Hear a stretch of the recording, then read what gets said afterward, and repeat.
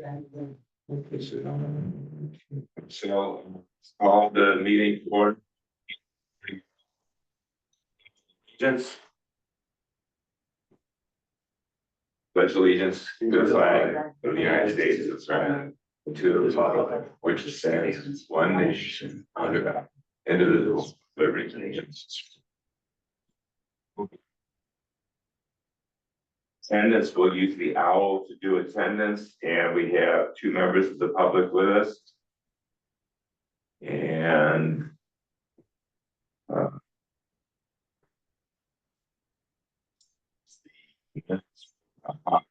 something which is on December 6th.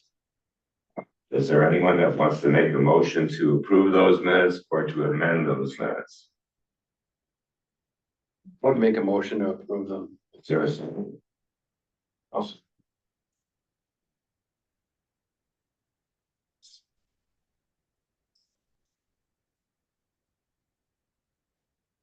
Agenda to move the budget up front, because I want to make sure that everybody's on the same page with the budget. I've gotten some response, but I thought, let's just take a few minutes to go through it, because at the end of the meeting, I'm submitting it. And again, I'm going to take this off because you're all playing. At the end of the meeting, I'm going to submit it. I just want to make sure that I haven't missed anything. And when I present it to the board, I'm going to make sure that they know and understand this is, my best shot. And if they see something that I missed, I have no emotional attachment to this, so let's just get it right. So I will move that.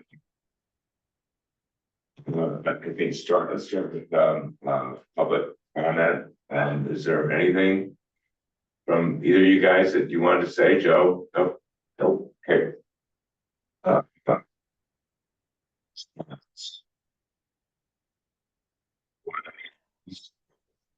We thrilled to get was an application from Chelsea that she'd like to be part of Parks and Rec. That's a wonderful, wonderful thing that we have a member of the public that wants to be a part of Parks and Rec.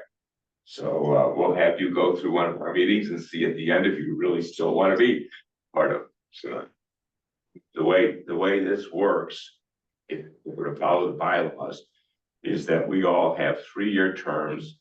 The terms are starting consistent with the year of Township, which is April 1st through the 31st of the following March. I expired last year, so I'm overdue to leave. We have a couple more that will extend this year. We've not had a large group of people raising their hands, so we tend to extend. But one of the things that we've talked about is putting something out on the website that one includes our bylaws and tries to encourage people to get involved with some rec, and takes some time to do that. We go ahead and try to put something on the website that fits that. Like everybody in the Michelle Swanson has resigned as the meeting minutes taker, and I thought I would try to use some AI to do it, but I haven't been able to figure out how to do it. So I think the board is trying to find a new minutes taker for the various committees, and we will avail ourselves of that meeting minutes taker when they hire. In the meantime, we have it on the owl, so there just could be a delay in actually getting the meeting minutes out to the public. I think that's. Rick, did you have something? No. Okay. That's all the correspondence. Village Township joint efforts. We know that we talked about who is going to be on the trails committee front, the village, and I know we had some conversation about who's going to be our representative, but I wanted to talk about it in a group format because I know that Michelle has worked with the village. Andrea was extremely active and a really great person to work with. Well coordinated. Wimlinger was here with us for a very short time and also was, great to work with. Do you have anybody that's the village board members that you'd like to have? Do they have to be a board member? They have traditionally been the board member, but I don't know that that's actually in the meeting. The only reason I'm saying that is I believe Chelsea lives in the village. Well, okay, but she's applied to be on township board. Would that then satisfy our need of, we thought we wanted Still would be short a governmental, person. sorry? We would still be short a person because. Does it have to be, it has to be an elected official from the village, right, or? It's been, since I've been aboard, because, I mean, we're a subcommittee of the township. And so, it would be, I'm not sure their format, so I get it right. don't know. I believe Wayne Miller is coming to the, Meetings, so we could ask him. yeah, That still leaves us a member, if Chelsea, we need two people, because Paul resigned. Well, did you announce that? Sorry. But that would be the replacement to Paul. And then we need a member from the village so that we actually have village township working together. Great to actually have two people from the village, because I think that, A member and then a government. government official, because I think that the more overlap we have, the easier it's going to be to get things done as a combined. Just hoping it's not a matter of us deciding, it's a matter of who do you think would be best to work? No public comment at the beginning of the end. Okay. Glad to see you're feeling better. Wayne Miller, it was brought up at the last council meeting that he needed to appoint somebody, so I know he's thinking about it. Knowing our council members, a new council member, Mickey Finan, if you guys hear his name, would be a good candidate. He taught school here, he's coached sports, lifelong resident, his family owned Herbert before it burned down. Am I right on all of that? I had Mr. Finan as my teacher. Yeah. Yeah, a lot of people. Yeah, and he's also one of the people on the trails team, so if he's willing to do it, that'd be great. Will he be here? I believe he's coming to the trails. Well, then. Wayne's coming. Yes. No, Mickey's coming because he's an appointed representative. So what we really need is someone who really wants to engage. I know Yeah. that Mickey has some interest in the trails for obvious reasons, but just someone who's gonna really participate, be with us every month and with Michelle on these things. I think it'd be great if he's willing to do it. He used to put. I'll make it easy on him. So then let's make that sort of a free trails meeting just. Yeah. He used to put, Let me introduce in our myself. weekly readers, he'd put 1 to 5 $1 bills and 1 $5 bill and then shuffle them all up and pass them out. Like, Oh, my it was gosh. the ultimate thing. Did you do that at our meeting? The too? weekly reader was the best time in the whole school day. Okay. Anything, Michelle? Oh, my gosh. Those of you who've been around for the last many years will not believe what I'm going to say, but the project is starting almost from zero again. Because the vendor that Tom had, turns out he can't do a photo.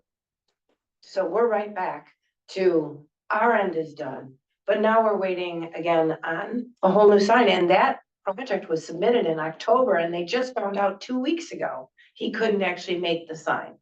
The subcontractor, whoever, so, and now Tom's on vacation for a couple of weeks. So I keep thinking there's some karma out there that doesn't want these signs to be made, because this is one sign 3 years in the making. So there we are. Okay, so we really have a second vendor issue then.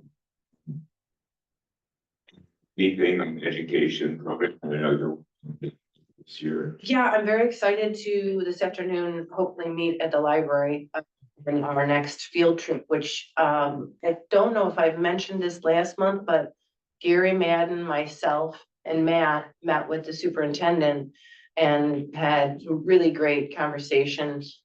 So the field trip that I'm hoping to plan for the special education would also be appropriate for some of the other grades. So have you heard back from him? I have not. Okay. Do you want to follow up or should I follow up? Because remember, he was gonna bring it to the board the school board. Right. $3,000 allocation to work with Parks and Rec for outdoor education. And I'll make a note to Okay. do it. Outrank me. I can do it.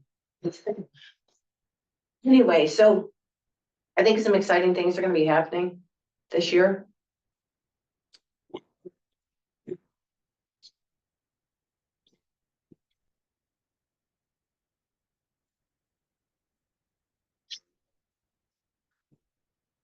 One second.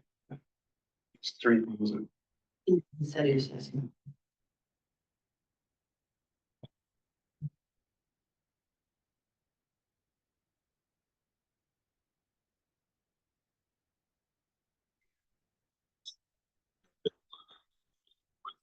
Consumers, but been talking to Ed, it's like, let's not worry about it, because we're gonna wanna do a on-site visit, that no one's gonna wanna do an on-site visit until spring, so. Was going to ask Brian if he was in attendance today to reconnect with GTRLC, since they're, past their project, which was the big deadline. And so to help with the enthusiasm of re-engaging on our project.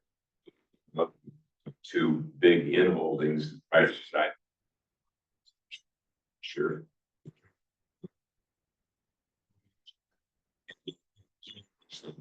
Board meeting. There's two significant properties right in the middle that were donated to the township, which are just absolutely fantastic, so. Good, because I know one's for sale and the other one that's on the roadside is.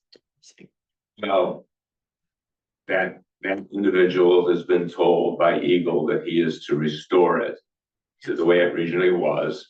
There's been a whole bunch of activity that's happened since that time. I'm in receipt of a letter from.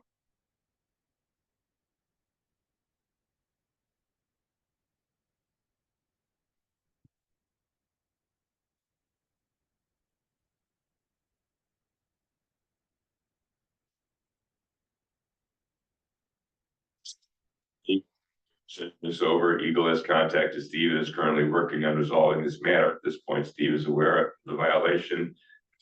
Paperwork stating that in order to restore has been put on site.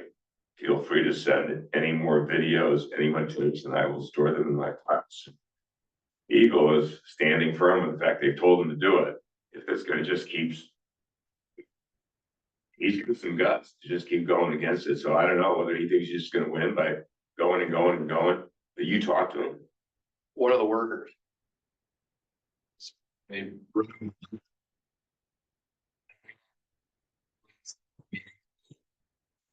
It was dated like, I'm gonna say like the 8th or 9th or something, like that, and It's dated January.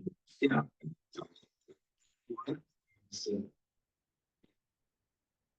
He wasn't, guy named Steve or something. Steve Hampton. Yeah, some guy that was working, I said, just, if you.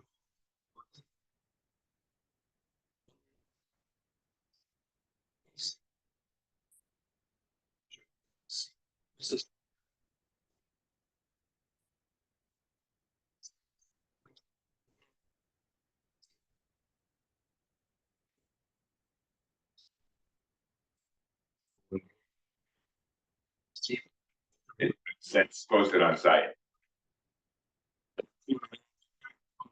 So I just wanted to make sure, because what I saw going on there was as far to the opposite of restoring it than it needed. Yeah.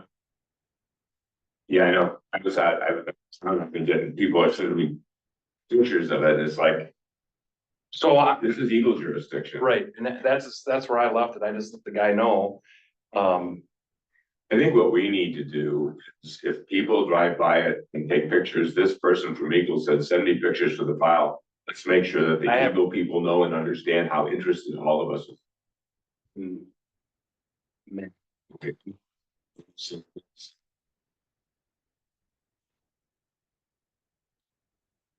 Snow was a response to Ed saying, thank you for those, keep sending me those for his file. So, I mean, there's light at the end of the tunnel, but it's just amazing to watch this guy just push and push and push. And then, but the other fact is the two significant properties that were donated, so. Hopefully, I want to get with, because Brian is our single point of contact, so I need him to, rekindle that relationship. Stop. Before we get to. Just to make sure that we're all on the same page.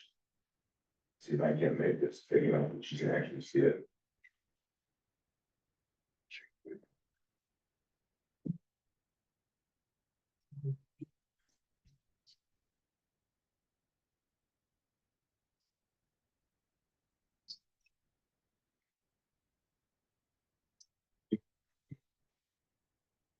So the budget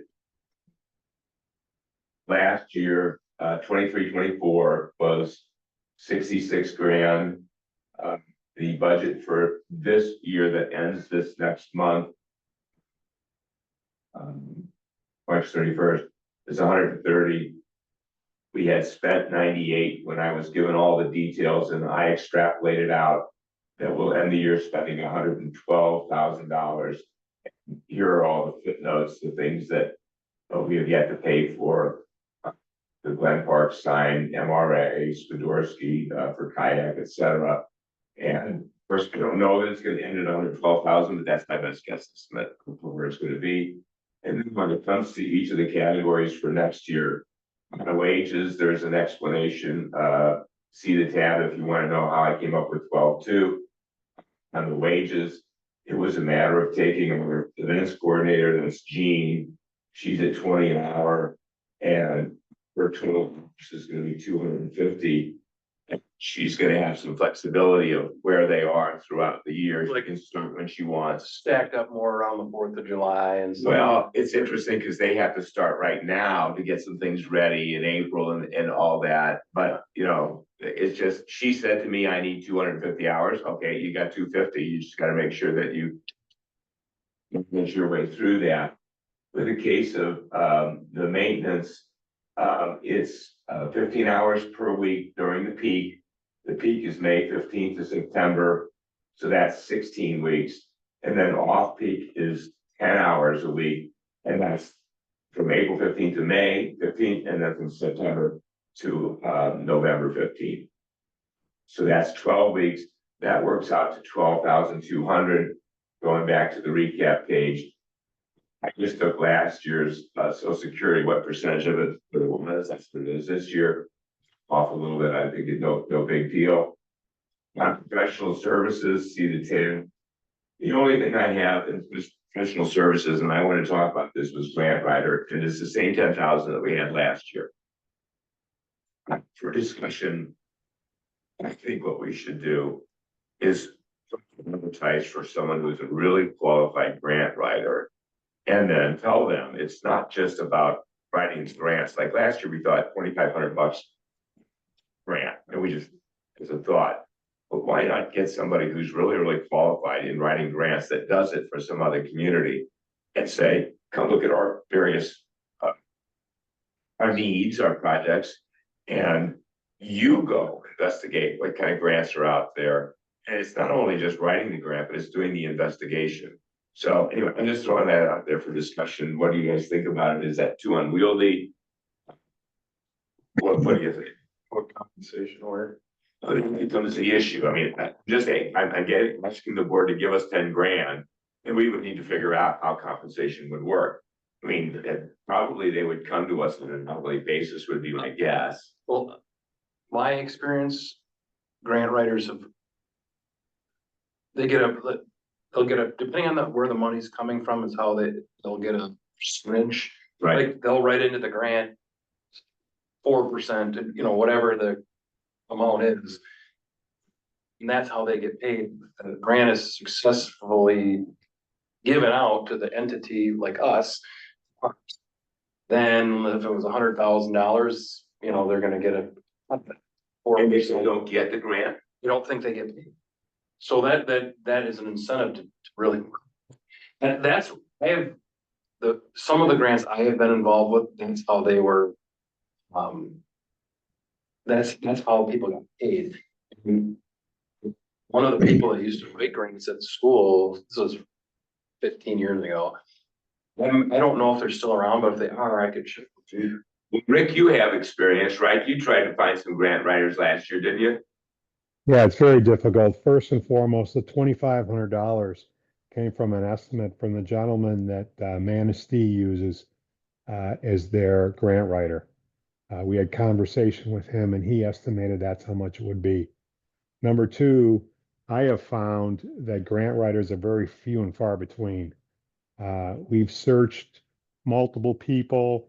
We've gone to the Manistee Foundation and asked them. And it's just difficult to find those people. But the $2,500 was come out from a estimate from their grant writer from Manistee. You would think it'd be pretty easy to get something. That's why the grant we applied for last year, we ended up internalizing and doing ourselves. I think it's good to have a number in there. I think more importantly than, I don't know if you could get somebody to investigate or whatever. I guess it depends on how much money they'd be interested, but it's hard to find somebody. More importantly, we got to find champions that want to go after it and either help a grant writer or kind of put it together ourselves, is my opinion.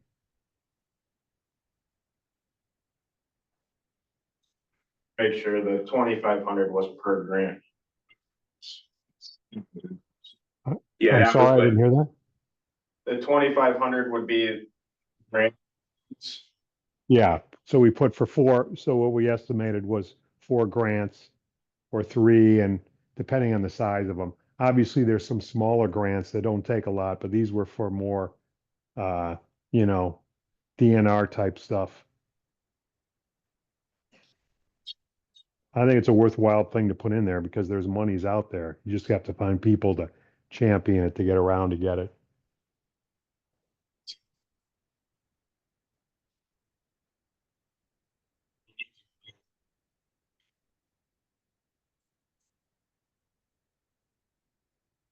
So it is, Isn't usually a percentage of the grant? so It it's used to be. yeah, so it can be. So you have different rules for different grants. So they may be structured differently. So like I just wrote a grant for the city of Manistee Tree Commission. And that was because I'm millage funded, we don't need funding to support my position anymore. So I put as much into the project cost as possible, but you get an indirect rate.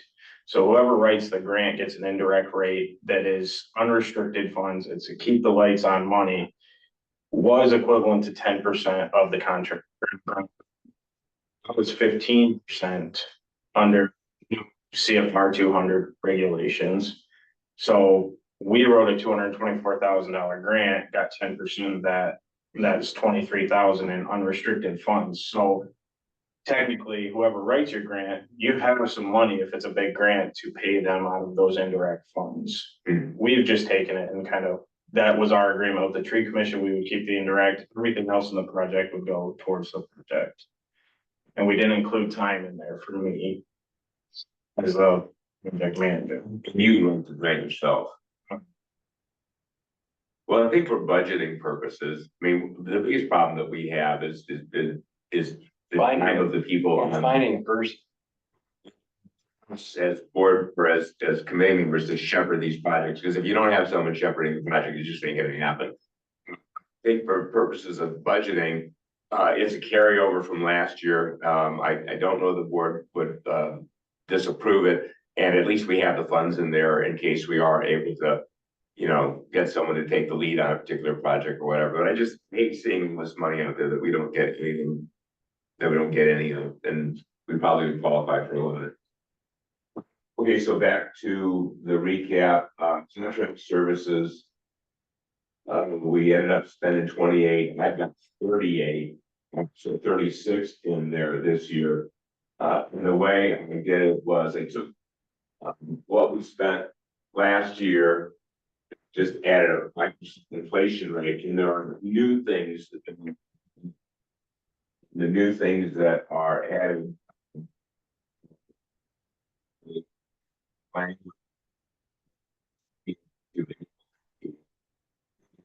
Some things from Michelle's list, which is a porta potty at Glen Park during the summer session.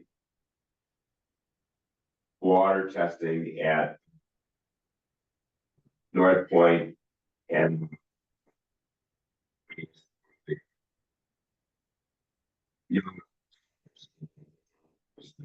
the invasive species inventory and work plan, right? Yeah. So that's why we're bumped year over year. So plus those items. Back to the recap, repairs and maintenance. Well, utilities and lighting is just 5% inflation. Repairs and maintenance, we're going 16.7 to 25.7. There's been a lot of back and forth between repairs, maintenance, repair services, and such because we've lost a vendor a couple of years ago, Steve, whatever his last name was, and so on and so forth. We're going to get an employee, we're not going to get an employee. So I think we're getting to a point where we have a pretty good idea of what it's going to look like going forward. But again, we used what we spent last year. Our projection is 17. Projection with inflation is now 17.6. Added to them is weekly sand sweep, which is not weekly, that's incorrect. It should be bi-weekly sand sweep of the rigid walkway at Langland and then painting the infrastructure at Langland and installing the existing walkway that we've purchased in the we have to pay for them. So those are the bumps, 8,100 year. Those are the things that the board's gonna want to know. Do we really want to spend extra money on the weekly sweepings? And again, if there's any comments. Sounds good. Which is a big one, is on capital expenditures. And this goes from nothing to a lot. This year we're at almost 34,000. Next year we're at 68.6. What is that comprised of? $20,000 to extend the ADA rigid walkway at Langland, include 3 benches, get as much as we can to get down the slope to the flat part and then go sideways as far as we can. That just depends on how much sand we have. I mean, it could be that the sand is so much that we can only still just get down to the thing and have nothing, but we gotta do if we feel like that's something that we want to do. Yeah, it gives the handicapped person, a wheelchair bound person, they can on that. U-turns. If nothing else, if the slope goes so far out that what we can afford only gets to the bottom of the slope, but at the bottom, we'll have 2 sections together so they can turn around. If we can get enough, if the slope is such that we have enough to go this way, then we would also, there would be that extra one, and then the particular, and then there would be 2 or 3 benches we would do. But it's just $20,000 and we'll get what we can get. And again, if you guys don't like this, you gotta tell me. Like it. Yeah, we had a lot of positive feedback. Yeah. Especially people with, I got like for that. walkers or whatever, it doesn't have to be a wheelchair person, but anyone that has difficulty walking in the sand would appreciate being able to go down by the beach and sit down on a bench and. During the summer, it's. I agree. I think it's a great idea. All right, so then, there's irrigation at North Point, and Michelle, I still got the $2,600 in there, and I have your words for 2,000 feet will not need that much. I mean, is there a minimum amount that we could put in? Because I hate putting those words. I'm asking you for this, but we probably won't need that much. What do you think the minimum is that we're gonna need? At the last meeting, when we had the discussion, I recall that the feedback from everybody was do the whole loop. So it will be the 2,000. So then I need to. As opposed to getting away with the minimum. You can always tap into that. If the goal is to maintain that area as a lowland, a cedar lowland, and we're going to be planting year over year. Then, and that is what we've talked about North Point being, is a managed natural park. So that we're not just letting nature take over, It'd be better to speak to this than me, but we're not just letting nature take over, but we are saying this area is going to, we're working to keep it where, the way it is. The grassland is going to, we're gonna work to keep it as a grassland. So it's intentional, and with that, the way the climate is changing, we will need some irrigation. So this is one that I get some confirmation on, all that parking and ADA base for the tape, that's down here when you come into town. Whenever it rains, there used to always just be puddles in the parking area. The commission did some work, it's not as bad as it is right now. One of the board members suggested, why don't we clearly define the parking lot, so that would, we use timbers or whatever, but clearly define it and make it such that it's a really nice even parking lot. And then the same thing base in there, the table that we did at Taunton, so that it's ADA. Maybe table that's there, it's not an ADA table. Moving out to North Point, where you have 3 ADAs, and move an ADA there. And that gives us 2 parks that are ADA. So anyway, my guess to that was, sorry. Yes, there would be 3 different. So that was the thought about. Do you have any sense that they're concerned that the, can't remember her name. Oh, yeah, they sent a note when there was a change, when somebody in that family died in the last year or so, they sent a note to the boards, just remember. You can't touch that without telling us. So somebody's gonna. Oh, we would have to, oh, so we have to, this is just the budget, are we gonna budget for it? If we are, then we gotta go through all the. Right? And then North Point Park Shade. Michelle can speak to that, we put in 10,000, I'm a little worried that that's not enough. But. What do you think? So initially I came with the $8,000 estimate, which was right from Sunshades, and I just got a nice big magazine from them. But as I molded over, and this is why we like to bring it up multiple times, that isn't consistent in keeping with the current infrastructure out there. It's kind of very new, very modern, whereas the stuff out there is more classic.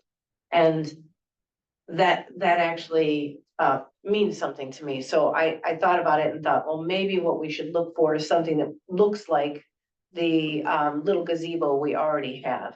And so have you been around the asphalt loop? Okay, so yeah, the pergola, I guess that's what you would call it. Something that would be more similar to that would be more in keeping with the natural look. You know, the sunshades are great for like water parks. I was going to, I have not, short answer is no, but I would be happy to. Well, is anybody here a builder? Well, is Wayne Miller a builder? He used to be. Because I think, We're committed to submit this budget today. So, I think too, like another maybe potential option, kind of combining the 2 thoughts. Because I assume the sunshade is like aluminum. No, it's. Yeah, but like the supports, Yes. yeah, could we do it with like timber? And then just pick a sunshade color that is more natural. I would assume if you can do it with aluminum or steel beams, whatever they are. You can put an eyeball in a timber beam as well and hook onto it the same way. I don't know the answer to that. I think that to Vic's point, we need to come up with a number. And I Is it am 10,000 concerned now? with the 10,000. right now, that's 10,000. well, I mean, would it be something we could say, call that They're like great. phase 1? Like one. I'm sorry, I missed your comment. We're just saying it because you're not exactly sure what would be the like most fitting or aesthetically pleasing for the park. If you call this phase 1, That's a good idea. and then maybe by next year you go to phase 2, which would be, you know, like if you're talking like a So gazebo thing or a pergola thing, you put in the concrete or whatever kind of base in some of the stuff, and then by next year, you're ready for the Being of it, don't know. Where are you planning on doing this? Right by the, It's right Right, by the doggy do station, which would need to be moved because that does affect that area, but it's where the two picnic tables are now to the right. One of the things that I also recalled is last year, we had a wedding out there.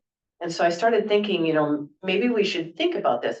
The township does not have, and I do get multiple calls and emails a year. We'd like to rent a pavilion. Well, there's only one pavilion in the entire township, and that's at the village. And so maybe it would be nice to have the second pavilion where people could reserve it. I know that gets into, if we're gonna charge for it or whatever, that gets into a whole nother thing, but it would give us a second place where people who are having a reunion. So I started thinking beyond the field trips and beyond the events, people are asking for a place to have a wedding, to have a gathering. And so it would allow us to have that in addition This to. reminds me of building discussion.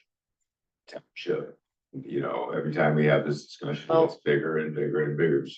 Well, I had to be the jerk here, but practically speaking, we've got a budget due today. And these are discussions we should have been having along the way. We can either put in a big dollar amount that we know that we're gonna come within, or we can take the step approach that's we'll get it done this well, okay, but, what is a big dollar? I mean, what's the cost of the year. review? Make some calls in between. I'll get you, I'll just get a ballpark. Today. You're dismissed for the balance of the meeting. We need, was given this calendar a month ago and I was asked will you comply? And I said, yes, we will. So we're gonna have something today and I just need us to decide what it needs to be. Joe? Just to share, I know that you could reach him today. He could give you a rough estimate. They've got a great website. The company we used for the event stage, and we're redoing the main pavilion, it's called Cedar Forest Products. They're just down in ski. And Well, I don't know. what they do is they specialize in wood structures for parks, recreation, beaches, everything. Well, if nothing else, they can give us a ballpark, because right now we don't even. If you looked on their website and you said, we'd like this kind of structure, here's the size. I can give you the name of the guy. He's available all the time. He could get you a rough ballpark figure, maybe by the end of the day, Vic. Yeah. I was also gonna check with Dave to see if he knows who did the original one. I'm sure he does. Sure he does. Okay, well, let's finish the next two items then. I believe it was Cindy, and I don't recall for sure, somebody had mentioned that maybe we should put in our budget some amount of dollars as our match for potential grants. So I'm not sure how, the accounting works, but I threw in $30,000, assuming if we did 10,000 or 7 matches, that would enable us to get $300,000 worth of grants. The board's gonna have to talk about that. That's an accounting issue. I've asked them in the past, when we have known projects that are coming 2 or 3 years down the road, let's just say, for example, gonna cost $100,000 3 years from now. Should I put in the budget $30,000 reserve each year for that? And the answer was no. In government accounting, we don't do reserves. Let us know if you know 3 years in advance, but it's gonna come out of that year's budget. You don't do reserves. So I don't know whether they can do that, but I've got it in there because I thought I heard it recommended.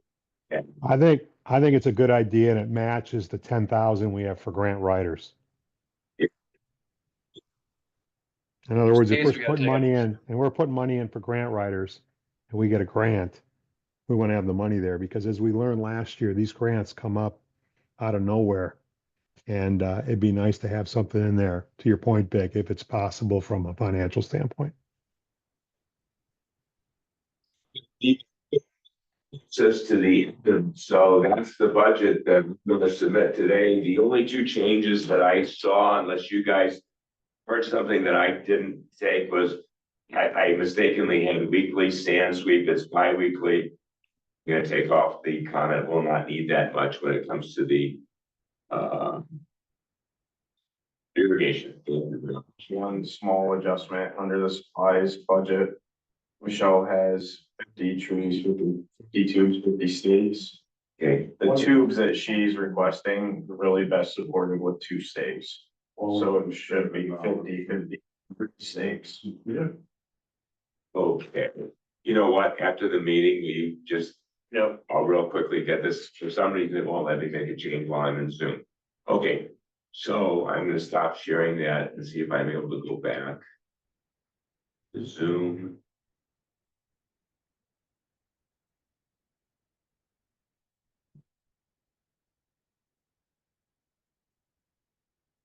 Oh, and this is where I tried to share the agenda that didn't. So this is, Okay, yeah, it-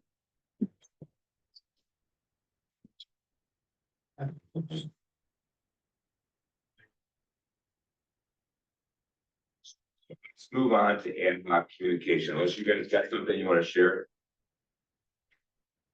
You got something that, No, we just talked about? he showed me a picture. Okay. All right, are you gonna do something between the this meeting and trails meeting to see if we can't get some sort of ballpark? Yes. Okay, okay. Communication, as we've talked in the past.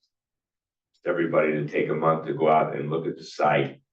One of the things I wanna talk about is. The Trails team has been removed from Parks and Rec and it is now an ad hoc committee of the Township board. But the public wants the data information there and I'm on the Trails team to give me the updates that need to be put out. And so I noticed the other day that there was something like we have not yet gotten the Michigan Health Endowment, so it's not current. So Rick, thanks you as part of, the lead of the Trails team, to make that an agenda item today, to assign someone the responsibility of giving me what needs to be changed on the website. Okay, sure thing. As a practical matter, there are 3 people that can work on the website. Just again, Cindy has access to everything. I have access to only Parks and Rec. And the trail stuff is in Parks and Rec. And even though it's been pulled from Parks and Rec, I'm okay to leave it there from a practical matter. I just need somebody to tell me. Okay, The last meeting, township board meeting, Libby complained that the information from the October meeting was not published. And I responded to that by saying that was supposed to be a private meeting, but was made public at the request of individual citizens. And that the final part of that meeting was the Trails team needed to decide how to present that to the public because there was mixed reaction from the public. Some saying, come up with a plan and just show it to us. Saying, let us look at the various things. And that committee needed to make a decision how to present that. That committee has not met yet. And so I'm going to be accused of not being responsive. I want the team to tell me what's out there. But I responded to Libby and still is coming back. That's not out there. Well, that was never intended to be out there. That was a working meeting. So the Trails team needs to decide what they want out there and then tell me. I'm happy to do it. I'll do it as quickly as I possibly can. So please make that a part of the agenda item. It's an agenda item about updating the websites. And if there's another way, if somebody else wants to do it, it's for me, but I mean, I'm not Well, happy to do it. I mean, we'll talk about it then, but it makes logical sense if you already done it for the Parks and Rec, you are one of 3 designated people that are able to access that. Submit the website up to, No, other than you. no, they won't. Here's the issue. There have been so many requests with respect to the Trails team that there is a ton of content out. And that content, just by virtue of how big it is, needs to be reviewed to see whether or not it's current. And so, the work is to be doing a diligent review of the content to make sure that it needs to be updated. And if someone will do that diligent review of the content, I'm happy to make the update. Just need somebody on the trails team to do it because I've not been directly involved, so. And then back to the whole overall thing, you know, everyone, did you ever get a chance to really give it a good look? I'm going to do that, I promise. Okay, all right, So well, that, I'll take, well, and Paul's not gonna do that. It might be interesting if we do have a new person join, that would be it's a great idea. great idea. Excellent. So, but it would be a normal part of becoming part of Parks and Rec anyway, to go out and look at the site and find out what we're all about. So to me, that makes logical sense. So, Right, and give feedback. yeah, so, but remember now, for us to put somebody on the board, they apply to the board. So what would come out of this meeting is if we decide, looking at the application that we would like to nominate, then that's an action that we should make a motion on. Yes. And then I'll present that at the next board meeting. Okay, so what I'm gonna do is I'm gonna just move the back to February. Okay, He's in Puerto Rico, so I wouldn't give him this month, so just push everything. yeah, just push it. Hey, Beck, Yeah, for the ad hoc report out from us, do you want, when we review that on a monthly basis, do you want a document? Or how do you want your feedback for that, the ad hoc communication web assignment? Find out outdated errors, suggestions, or whatever. How do you want that submitted? You've got each one of us, December, you got Irvin, I've got April. what I'm gonna do is I'm gonna change that, and Michelle is gonna become February, and everybody else is gonna get moved back. And honestly, I really haven't gotten any feedback yet, so I don't have a preferred format. I mean, give me something in writing and I'll deal with it, or if you want to. Okay. Email, Yeah, just send me an email. Okay, thank you. And if that becomes cumbersome, you know, give me a call. Kevin, I just want someone else to look at it and figure out.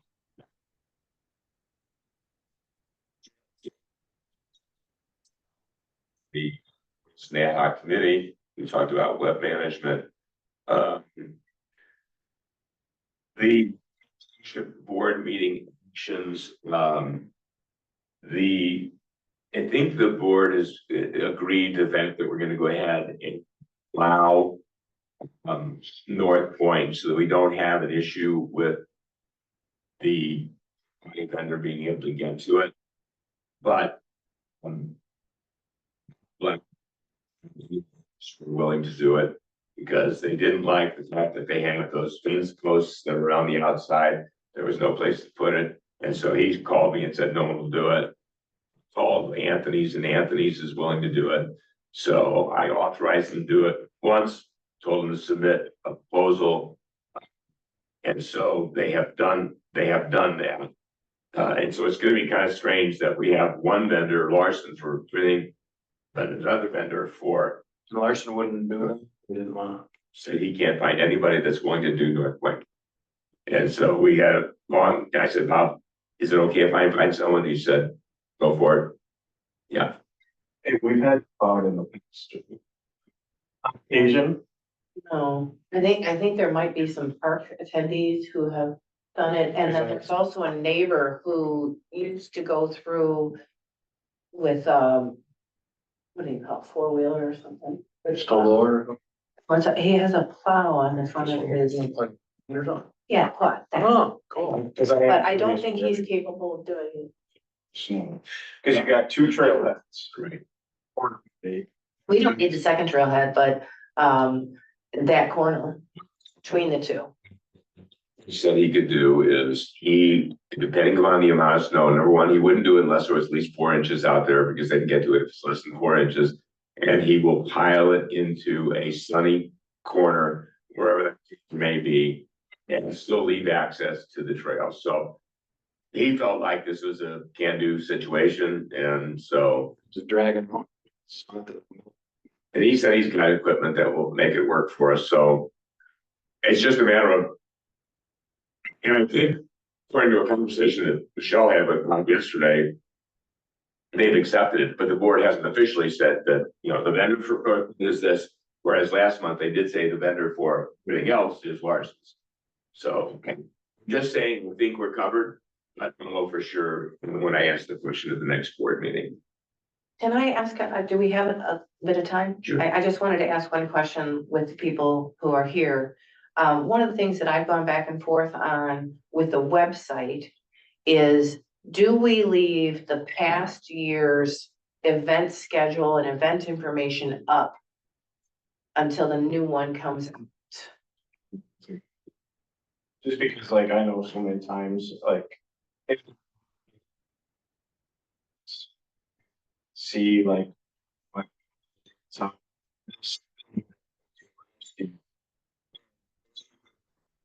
Will be like. This one's 2024, it might change. So maybe okay, so with that feedback, I will give my suggestion. So if that was the case, I would want to go out there and at least change the heading to say prior year events or something like that. Okay. Yes, because we have a history group that it.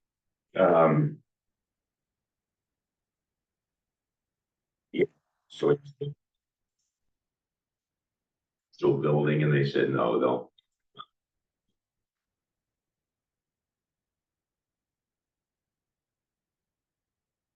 So you see that this has been on our agenda for the last few months. It's my understanding that to be consistent, that Village, DNR, Langland facilities are all closed on November 15th. Village is putting a porta potty out from November 15th to whenever they open up again. I've included in the budget, putting a porta potty out there at Langland so that we're consistent at 3. So that's what's in the budget. And we'll see. The open item is whether or not we'll need to add snowing to them. It was out there yesterday. There's a lot of snow out there. But depending on where we put it, the other thing we'll have to figure out is can you actually put a porta potty out there that doesn't get blown over? Because Well, the ones in Manistee I go by though, but a lot of times they're flipped over by where old ship park used to be. There's a couple there that it's just so windy by the lake. So you'd have to anchor it. You got a bike right next to. Chain it to that thing maybe. Yeah, we'll prop it up against it. Oh, you can't duct tape. yeah, Yeah. I think we just have. Take off with it. Yeah. Well, it's cemented. It's not an above ground one. It's one that's cemented into the ground. Yeah, I know what you're talking, yeah. So, yeah. Squiggly. Well, we would have to talk to CW or DW, whoever they are, and just see if you got some way to. But anyway, it's in the budget. One. Langland is technically plowed by the County Road Commission. That's why it's called a turnaround. Snowplow comes down and they turn around. I mean, don't you think? So for you to get to either the access points to the. Well, that was You just my got, thought with. Snow like by the lake.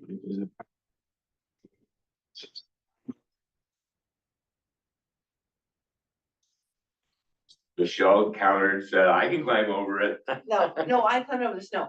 I do have a question though. What's the difference between having a porta john and having the regular john? I mean, they're both basically pits. Maybe. Yeah, I guess the village has got actually running water in there, something. We don't Yes. have anything like that. Is there any So- reason why we just couldn't leave the bathroom open and have CNW pump it? I don't know the technicalities of that bathroom, but it seems to me like it's kind of 6 of one, half. That one won't fit. It won't blow away. There's no running water. Why does it have to be locked out? Is it a maintenance issue? Maybe the maintenance gal would. I think as long as, like you say, if you make it a point to. Or just the porta potties, check it Yeah, monthly or whatever there's. that's easier to get to because of the way the plow goes. It's easier to get to the it wouldn't be that, in my opinion. Yeah, because they go and make a big They circle. make a big circle right there, and I'm sure if we talked to the road commission and said, hey, we're gonna try leaving it open for the full year, would you mind just, So it's one thing. So we can.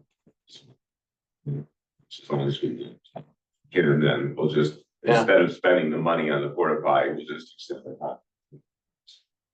My guess is if they checked it once a month, it's not gonna get used a lot. wouldn't it, It's true. does it, Well, not an opinion, when. that's what I was actually, like, I've seen what can go wrong with porta johns in the winter, but it seems to me that that one is so low. Isn't it below the freeze point? Even some roads. To me though, it's not gonna likely. Well, the one out at North Point froze and it was off. Oh my, that's why we have to have a You're saying, John? porta john. New business. Look,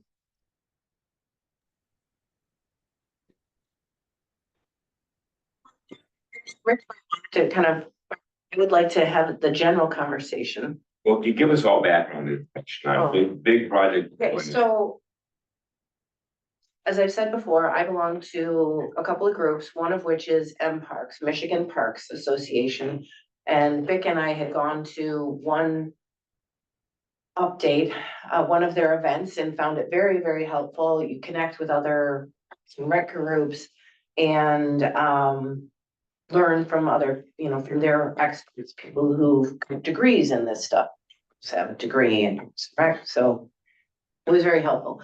One of the events, I don't know what you want to call it, there's a one-day event called Big Project, Big Planning that I thought was of interest. And the reason is because the presenters are from Port St. Lucie, Florida, and they have a waterfront. And they're gonna come and present the challenges and the solutions and the collaborations that they pulled together in order to redo their entire waterfront.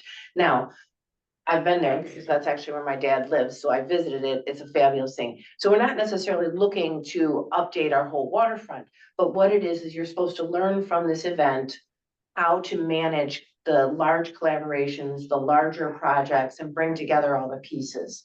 And so I suggested that, Rick in particular, because he's kind of leading this trails project, might be able to learn a lot from this presentation. And I want to put out there, there's not many of us here, but M Parks, well, you wouldn't count.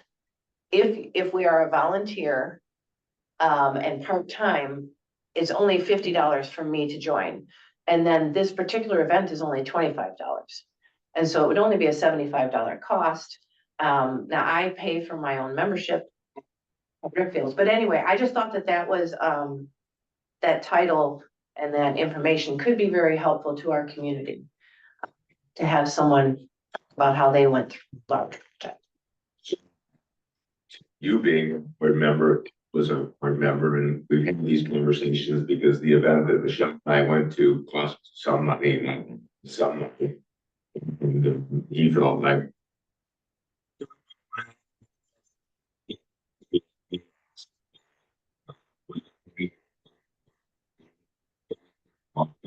I've always included it at $1,000 just to cover this, that, or the other thing. We raised it to $1,500 this year to cover that. And this is a very small amount, but there was a bigger one. There's a bigger one, so there is the M Parks Convention.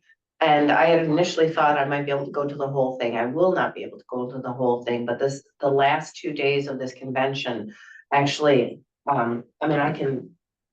I don't know if you want to see the actual details, but I might be able to go on the Wednesday, Thursday of the convention, the first week of March. where's it And at? It's at that Bristol and Traverse City, that big tall building on the east yeah, side of it's at Grand town. Traverse. Yeah. I mean, I might be able. They, Well, let's see if you're interested. I just wanted to bring it out again. Who might think that that's a good idea to spend tax dollars on? To go in and educate us as Tyler's different because he's already educated, but the rest of us,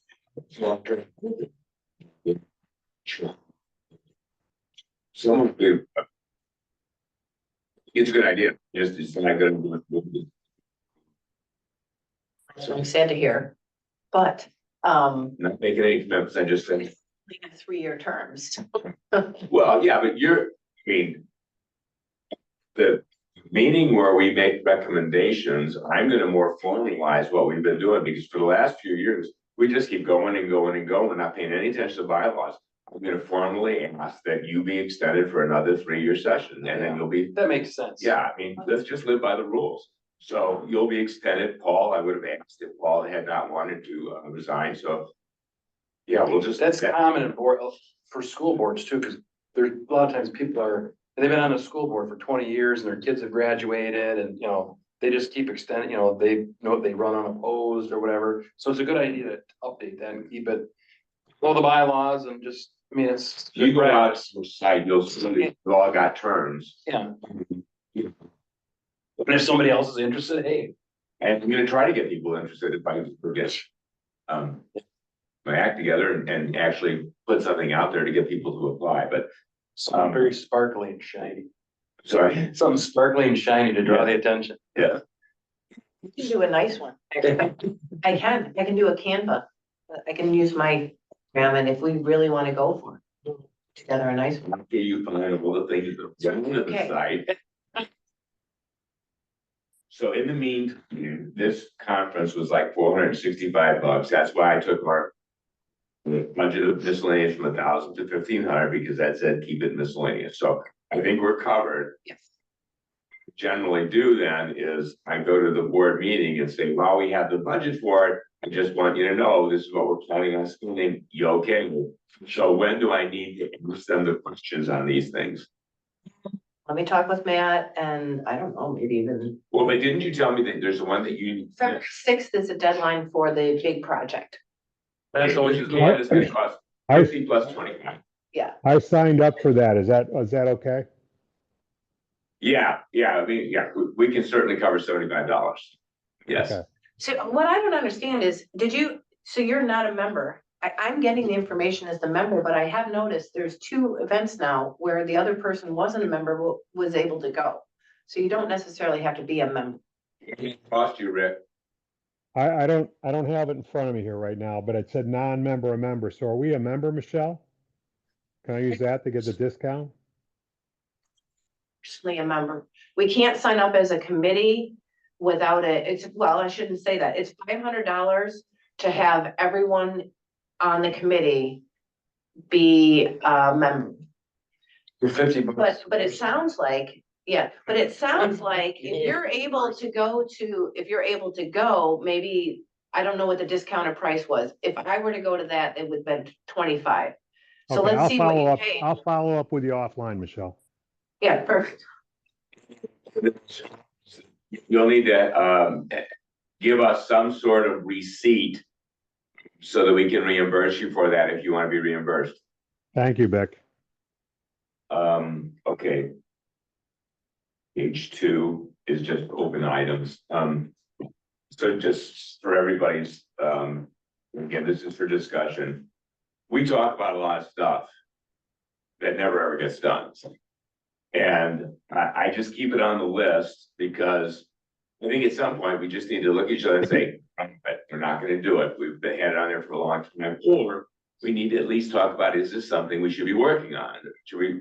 And this gets back to the fact that, members of Parks and Rec, we need to stress that it's not just attending a meeting once a month. It's doing something in between.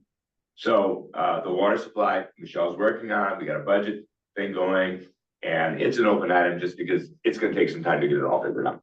It's a working. The traffic reporting, the geofencing versus people counters is something that we really haven't resolved. And we intended to take all 3 of them down because there's problems with the ones that we have. There's a hole in one, so that every time I go to open it, it's full of bees. And so I got to figure out how to make these things work a little bit better. And then yesterday when I went out to do that, I'm not as young and athletic as Michelle, so I didn't have time over on the snow to take one of these things down. So this is something we're gonna have to work on. but our employee, either maintenance or events, is going to take responsibility for these things, because I'm not doing it.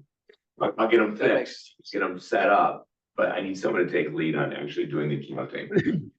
Just because I'm not doing a very good job at it. The Glen Bridge project versus easement. I'm gonna go back for just a minute to the very. Let's go back to budget first. For the board, I want them to think.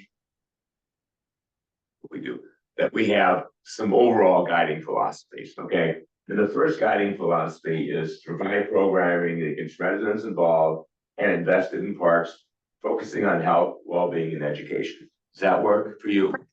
Yes. So that's what we're trying to get accomplished, this team. With respect to infrastructure, we had 3 goals. Each year budget adequate maintenance funding to ensure that the parks reflect high community standards. You can change those words, but I think that when I went to Carden, when I first became a member of Parks and Rec, was like, this is a park. It was just a lot. It was a residential lot that we must have, and we had a bench facing a line of trees. We didn't know that right behind the trees, invasive species, was a beautiful little creek. So, that's a not nice little, so let's get all of them up to those standards. Second bullet point is each year, let's fund some mid-level upgrades for at least 2 parks. This year, it's North Point Pavilion, Langland ADA Walkway, all deck parking and ADA bench infrastructure.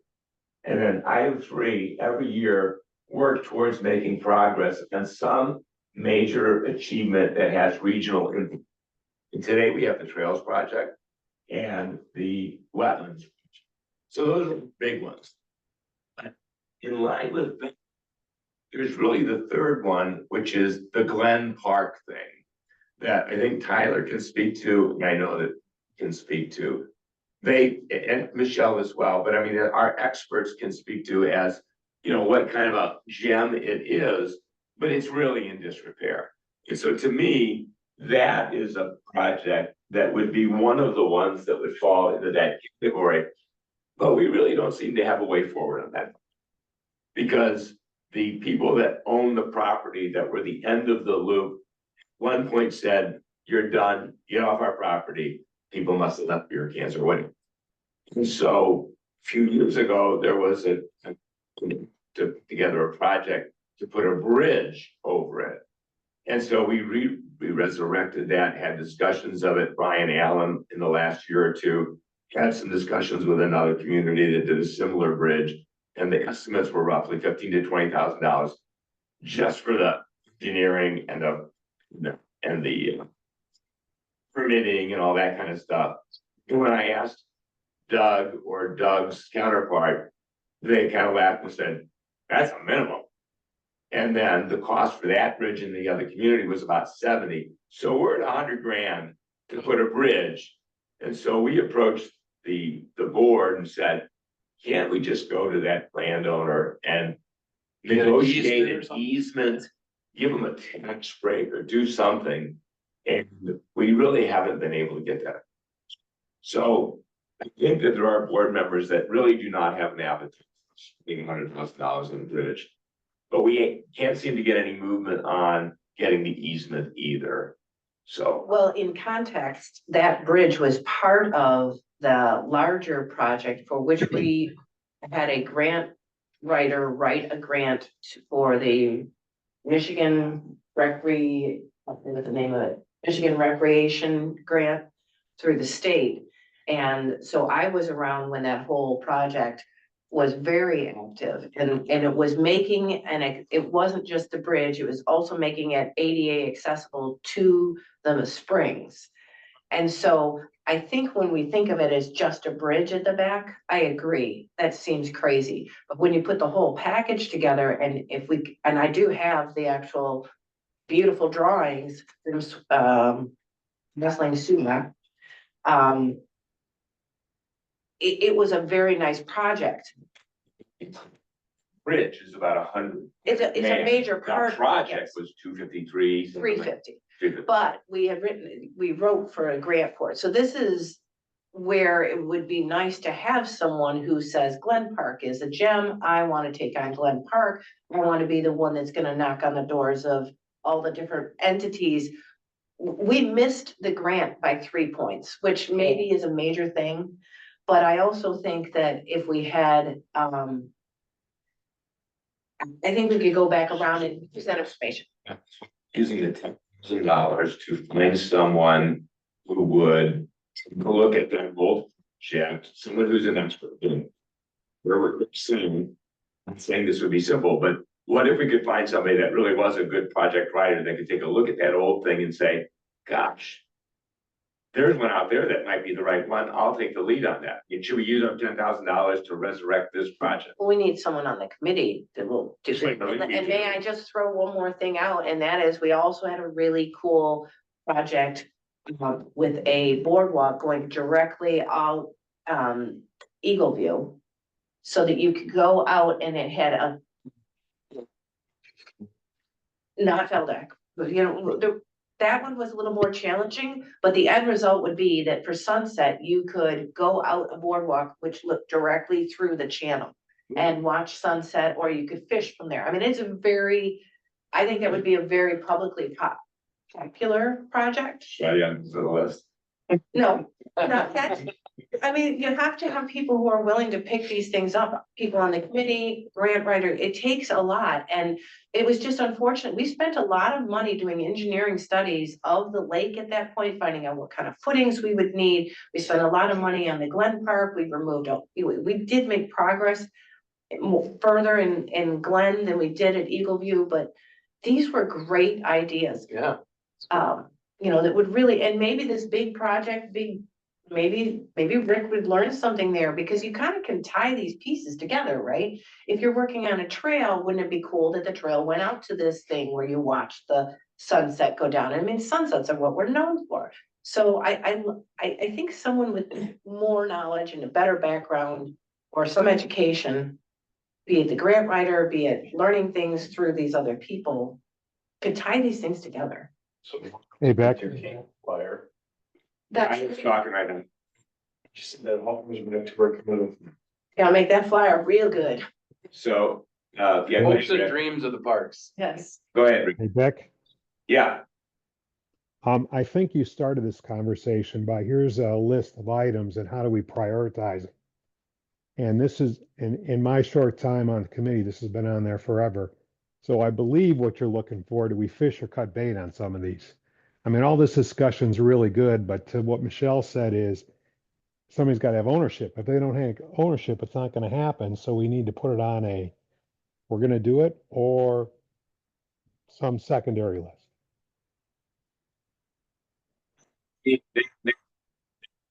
the issue with this committee is, we've got some people that serve in an advisory role, and we have a few of us that are not advisory role, and we gotta take on projects. So with you 100%, as this jumped to Eagle View, we were talking about the stalled Glen project. So I just want us to decide as a group, how do we go forward? What's the practical next step? Okay, One back to one thing I'll send out to the group, I talked to Michelle about it. At our last meeting, we kind of talked about doing small and medium projects. So I put a spreadsheet together with the parks and I'll send it to everybody. And if anybody, I've done the legwork on it, so if it was filled out, it could be transferred over to a grant. So what I'll do is I'll send it out to the group. If anybody wants to take ownership, it's all set up and you could put a project like this on it. one of the things I have, it's a question really. So I am now going to be the longest tenured person on the committee, and I've actually been here 6 short years. We have, Paul is moving on and all these other people moved on. Yet there's this body of work that was done and done well. And if we don't have somewhere where we keep it listed, or be it a copy folder or a list on the agenda, nobody would know that Eagle View was all, had been engineered out. The physical documents? Well, no, I really. You might have them from Rich. It might be in Rich's stuff. I don't think it hurts to have, I had talked about having a binder where people could go through it, something. I mean, not everything doesn't go in the binder, but the big stuff does. Parks management, dream projects. And the other thing that has gotten lost is that we did work on parks management plans and each park had time and energy put into what is the vision for this park. And so it's a cart and a horse thing. We have the money, we pick a project like we're throwing a dart at the balloons at a carnival. Or do we have this strategic plan, each park, and that drives the money, it's a matter of how do you prioritize? So at this point, what we have presented to the board is what. This, no, I like it, Yeah. I'm not complaining. So, I mean, what we're talking about is anything more to that, and you have the support documentation to do that. Total agreement that if there's work that's been done that should be stored, it should be stored here. In the township is where it should be, because it doesn't belong to any of us individually. When I came out of board, I got a thumb. And a thumb drive that was, you got it too, as you find it so impossible to search, you gave it to me. So, It was impossible. but yet, again, I want practical next steps. I don't have an answer on what's going on with the Glen Bridge project.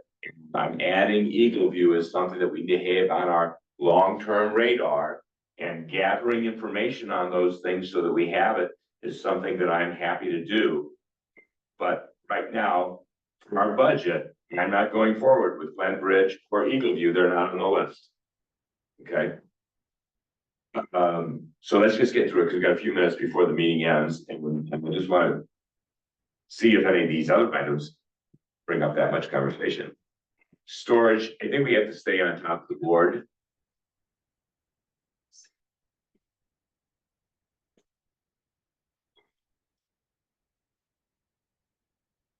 We can build it. So this is one of those things like getting an employee, which has never ever comes to fruition. So And I vaguely remember at a board meeting, the first one, that they talked about a small building here, but then they talked about a larger building that would multi-use, but out maybe at the cemetery.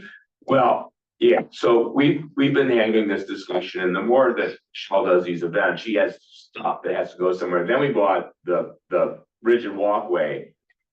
So we need storage. And so it was asked of me, how big do we need it? And I gave them some specs for how much we're gonna need, including buying more.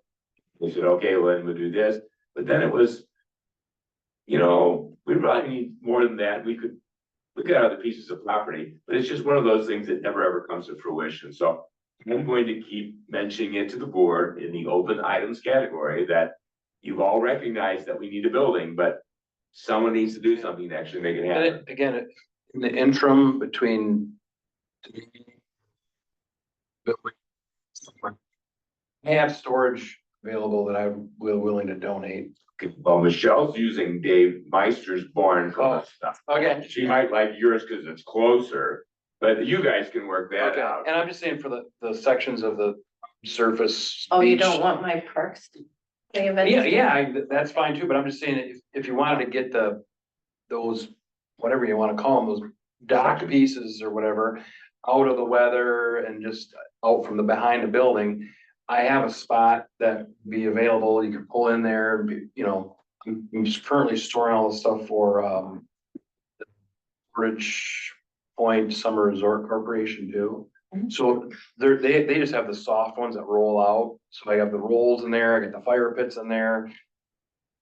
So to add on to that, no big deal, there would just be a few things I'd take out, and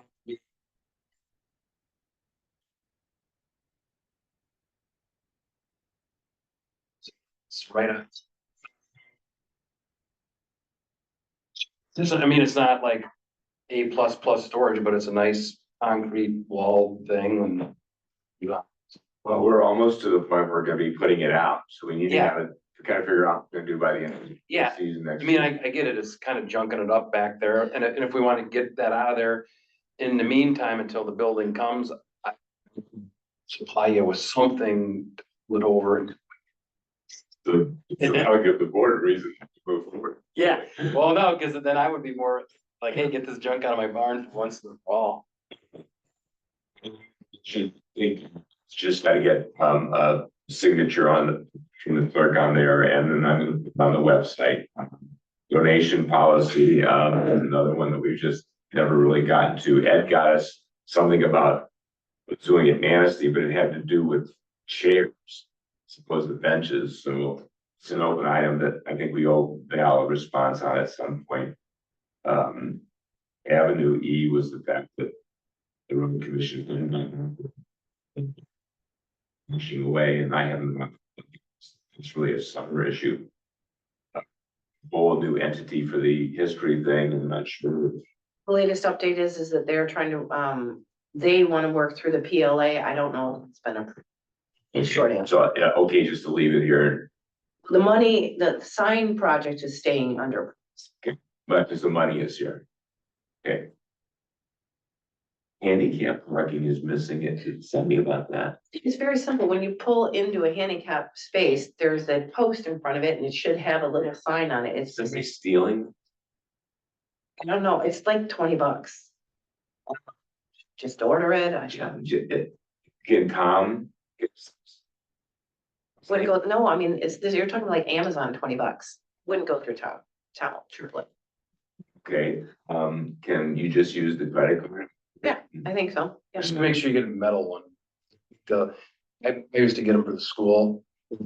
You screw up and you get a plastic one. Plastic ones are good for when it's windy. Maybe that's, And then if it's a plastic one, what happens is, so there's a thing about the screw goes through the hole. If you have a huge like fender washer on there, it starts blowing and so the metal ones are a little more money, but they stay on a lot. okay, so it might be more than $20. And it doesn't make any difference. We have budget for signs. Yeah, okay. I just worry about us not using an approved vendor, but you think that he's gonna cost so much more that you can do it with Amazon. Amazon's got them. You just gotta make sure you get that weird. Either way. We have an Amazon account, so. Oh, that's So we true. did that. Yeah, You decide what you do, then you share the list with me and then I'll pay for it. Just FYI too, district might have an extra handicap sign. When we resurfaced and put a new sign in and we were told that it was old. So now it's a speedier wheelchair, that's the appropriate one. So I think we have an old that is just like your standard run of the mill, and I think This is one. one, city, I'll talk to Renee about it and see if, I doubt she didn't do anything with it. It's speedy. wheelchair. Yeah, it's like Dirt's flying out the back or one of the, he's got a link to him now. I never knew that. That's the appropriate one now. Last one, is the maintenance permit, for what's going on at Langland, and I think we want to go offline with the discussion and talk to, meeting must be over. sorry. Battery's low, meeting must be Yeah, over. but it's plugged in, I don't know what. That's strange. Well, that's the album. Oh. Good timing. And then I added Eagle View as one of those things that we should try to gather the information on. Is there anything else that we need to talk about that I've not? Maybe Chelsea could introduce herself? Yeah, tell us a little bit about why you would want to become part of this group. Oh, I'm Chelsea, last name Willis. I'm new to the community as of March last year. I'm renting a house right here in the village. I fell in love as soon as I came to visit officially, in September of 2024. Or 2023, I knew, that I'd love to live here. I'm in my early 50s. I am a hospice nurse. I work remotely. I went remote 2 years ago. And that took me from an opportunity that I no longer had to work at the bedside in the field that I work in and actually go into homes or go into where I was working as a long-term facility, not a long-term facility, an inpatient hospice facility. And we closed our doors outside in Ann Arbor, where I moved. When I had an opportunity to work remotely, I could pick wherever I wanted to go. And at my age, I don't have to retire here. I can actually live and work here. I'm here all the time.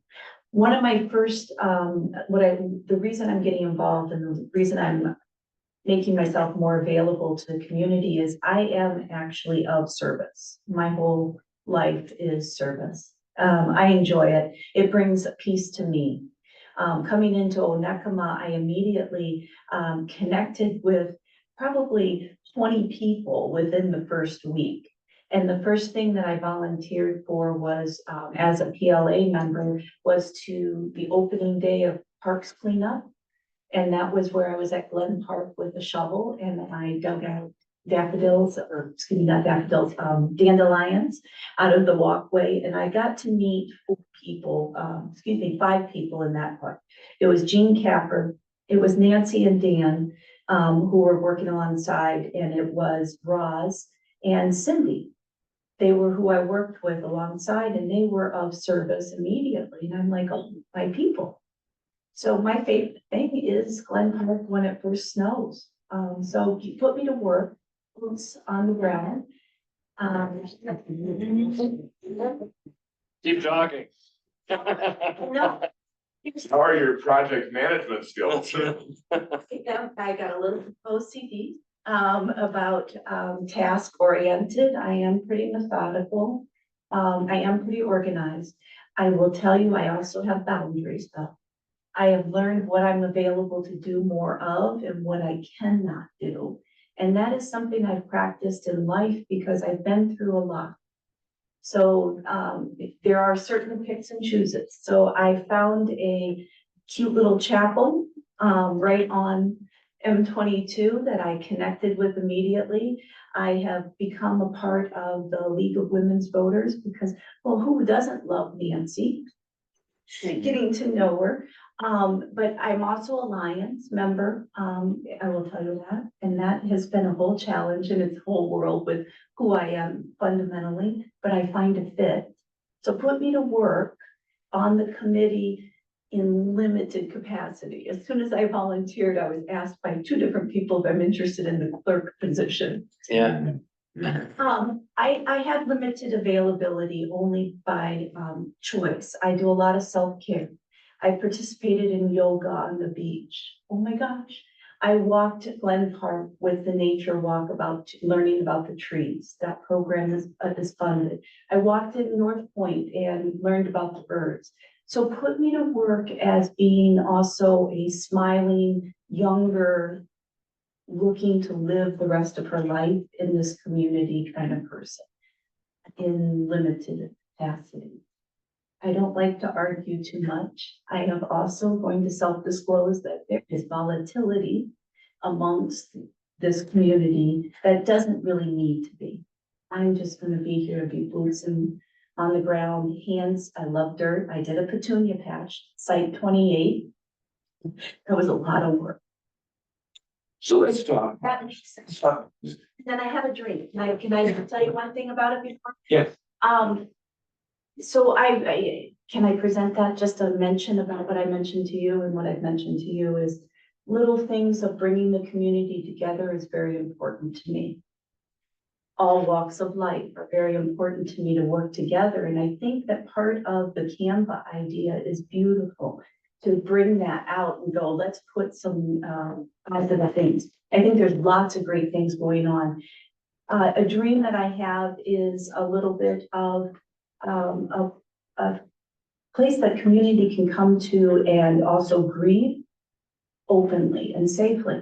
And when the Portage Point started doing the demolishing of the casino, my ears went up, because one of the things that happened besides coming into Glen Park the first day that I came through and fell in love with it and could see how you could bring, and I've brought probably 50 people since I've moved here to Glen Park who also say the same thing, is put someplace for grief, such as take that red phone booth and put it in one of our Portage Lake parks and make it a grief booth, which is called Telephone in the Wind. where people make it a center point. What's the reasonable feasibility of putting a telephone booth together and making it available to everybody to use as a telephone now? The new shift is putting things like that into a space, and it draws community into a focal point that's positive for all people. A grief phone is just, you pick it up and you talk to somebody that you haven't spoken to in years because you miss talking to them. And it brings communities together that no matter what's volatile in the community, it could be an actual attraction to bringing in less arguments, less, I don't know, we need a little bit of peace in this community. So that's something I have a dream of. That red booth being donated maybe by the Portage Point owner, or we acquire it and we make it into something that is connected to the township and the village and the community all together working for it. There is so much going on with the trails. That ideas that you guys presented are great, of new ideas and stuff that have been, I don't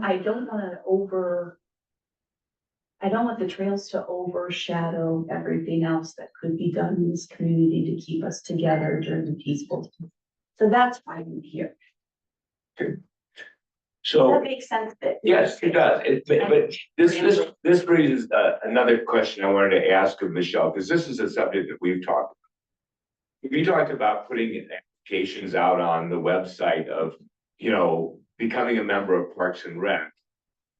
But where's your mouth? I thought we talked about, there's various categories. Like you have a list of people that are your volunteers who you can consistently count on to come and do the weeding and the gardening and all that sort of thing.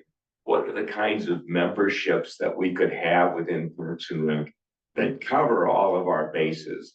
If you talk to Rick, one of the things that he'll emphasize is what we need is people that come in and grab a project like Glen Park or trails. Rick, how many hours do you have in trails? Too many. No, it's No, but no, give me a number. Do you have 200 hours in trails? more than that, probably 250, 300. So that becomes the project management part of it, where we're so sorely needing people to actually take on big projects and make them happen, or we will never get to the point. But then there are the other people that are so critically important that are the opening season cleanups and that sort of thing. When we talked about putting the website of the invitations, we the categories of kinds of things that we could have for Parks and Rec, and how would we define each of those roles? And I'm brainstorming is what I'm. One of the things that we've had in the past that we didn't really pull off very well was having an advisor.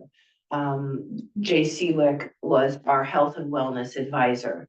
It was an idea that Cal had, and it did make a very good connection.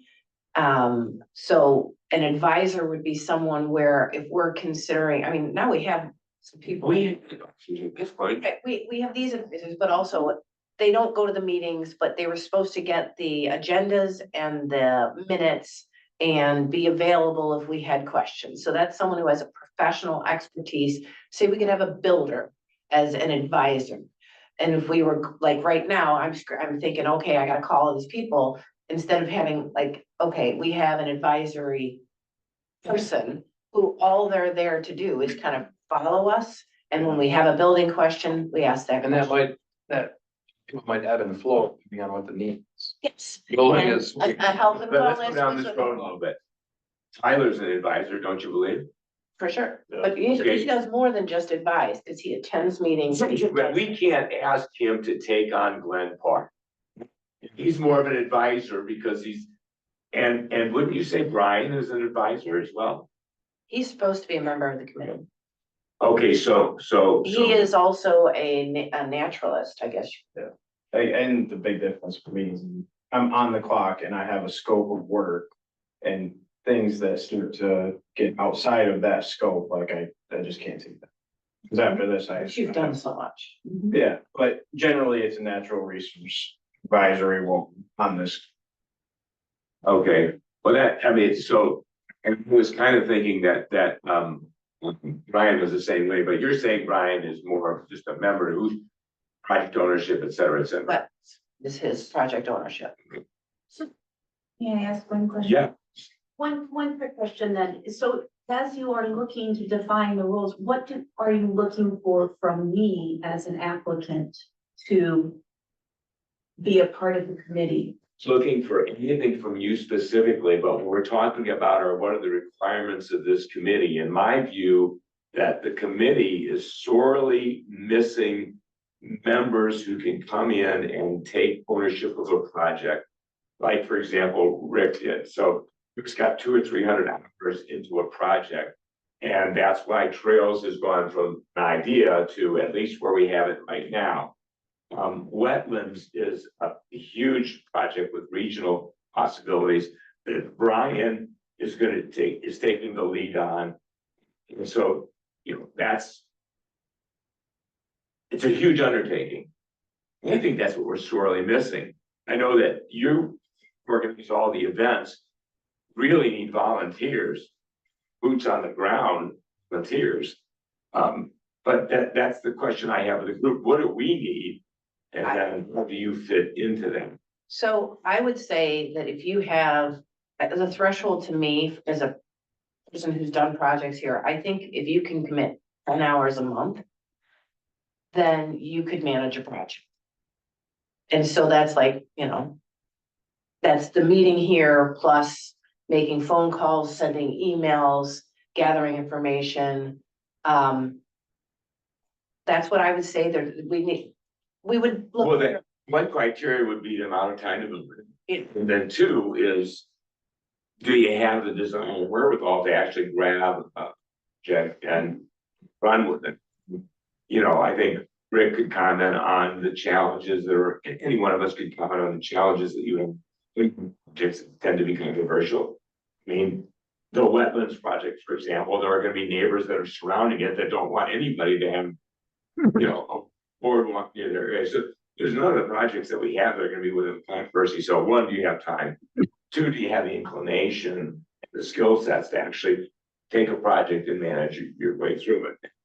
We sorely need volunteers, but I think the volunteers that we need, well, we need them all. We need the kind that come to the various activities and weed the gardens and do all that, but we also need the project manager. You must be a project manager. There's no doubt in my mind. I'd like to add when you get a chance. Go ahead. I think as you sat through our meeting and you heard the budget and you heard about grant money we're putting together and matching funds or whatever, there's a tremendous amount of resources that are available for communities. And what we're lacking, it's not only managing a project, it's bringing resources to the community to enhance the whole township, village, or what have you. And we just need people to unlock that. It's not that difficult. It's more the time that's involved. And as you get in those projects, there's enough of us that could help in certain areas or certain skill sets. I think that kind of encapsulates a little bit what Vic was talking about as far as project. Thank you. Stand alone. We are a team. See that? We are a team and we're short of, we actually have 9 members. One here and then us in person. Well, actually, we're short. You would bring us back one step closer to 9 again, and then we still need one more from. Yeah, one item of correspondence I didn't mention was that Paul Mueller has been on the team for 20 years in his resignation, so. The wealth of information. He's a lot of fun. Yeah, and mentioned to him that since our terms go till March 30th, you're certainly welcome and encouraged to, be involved in these meetings if you can, but I think he's down in Arizona. So, Didn't like getting up at 5 a.m. okay, so all said and done, do you feel like it's a good fit? Yes, I do. And I am available to do the 10 hours minimum. I don't know if you don't know personally, but I know personally that I put in much, maybe even 3 times that every month, especially during peak, doing things in the community. And I know what I can allocate time-wise to actually helping with the budget. in meeting to the budget and taking on projects. As long as you guys tell me which ones are the priorities, Because so I you can know. up to speed on, because I have an investment in the Glen Park immediately, because that's just what I love. However, I need to know what's priorities as time. So yes, I wouldn't have come today if I didn't think I was ready to help. Or Yeah.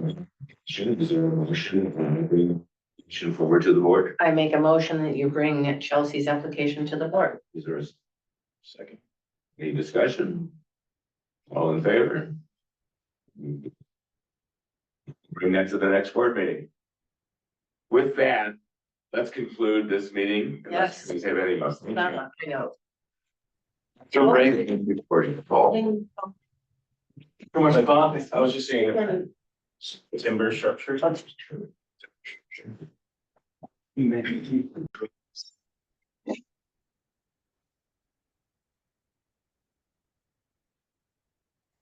we call the meeting, we set our pledge, and I think it would be, at this time, just be good to go around and everybody could introduce themselves. Just so, and then we'll do the same thing for the people on the owl. Yeah. Just because it's our first official meeting with everybody, most people here. It'd be just nice for people to introduce themselves. So we can start out or? Well, but yes. Yeah, okay. Matt Kiefer, I'm Julie. Yep.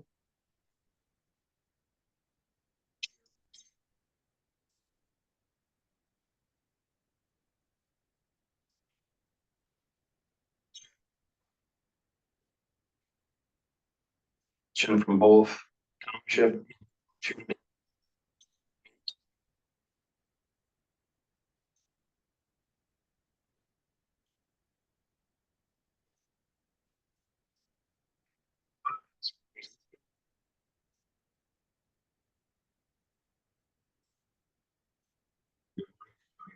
Sport. I'm a member of the Township Planning Commission and chairman of the Village Planning Commission, and look forward to the gals in this project.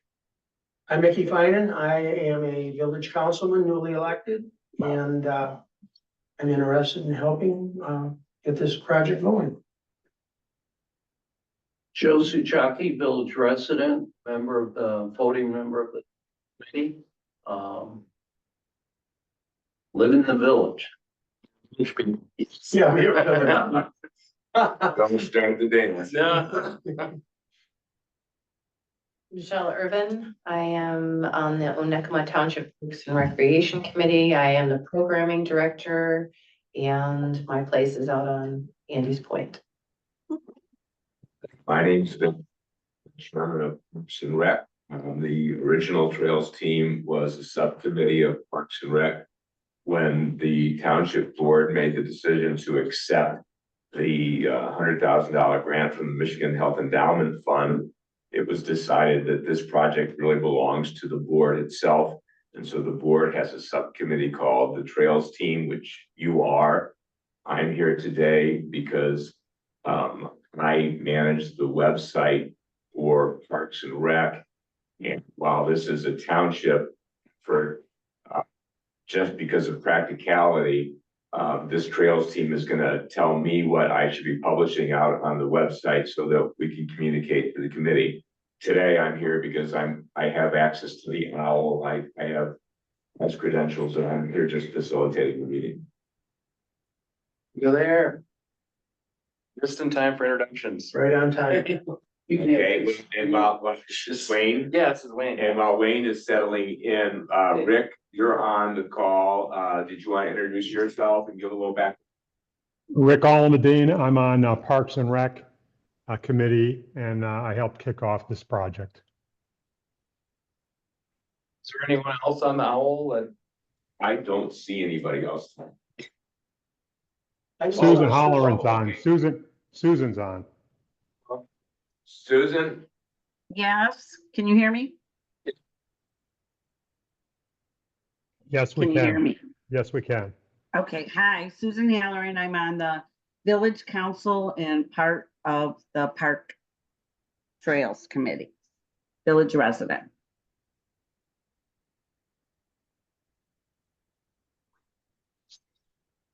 sitting in for Susan. Been body, but Susan's.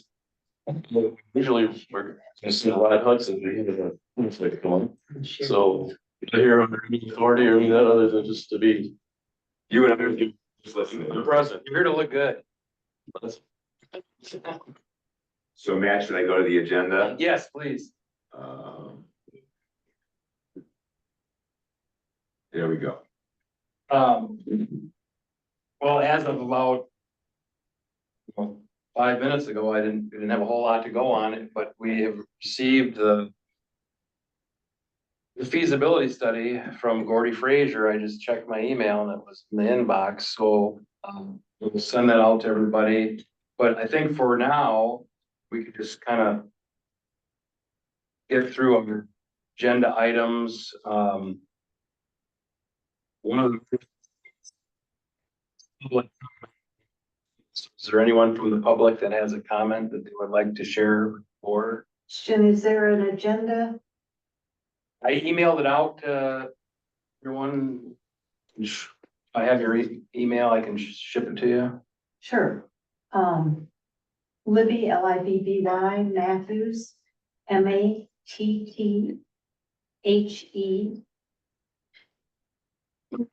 Oh, I think I have it. Yes, you should.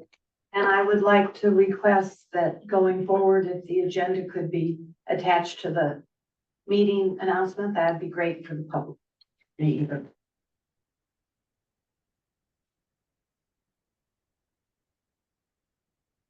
So Matt, and I'm gonna ask questions along the way since I'm Okay. being asked to do the web stuff.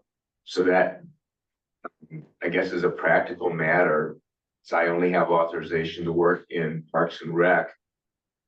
I'm gonna need you to give me an agenda that I'll publish out. And this is sort of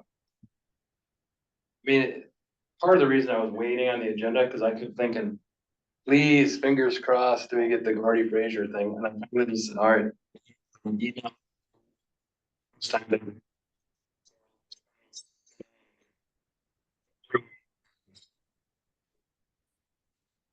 It's really not much to it because a lot of it's hinging on this study. So I was kind of delaying that, and in the future, would like to have an agenda to be published maybe, 3-4 days in advance of the meeting that could be on the website or whatever. So that would be the goal going forward. And I guess now that we have this, we can talk about this meeting about maybe scheduling another, just this thing. I don't know how many pages it is, but my guess it's gonna be many pages long. And give everybody a chance to look at it and then maybe come back together in weeks or if we come back a month and. Yes, I will make sure if you're willing, I usually have an agenda item about the.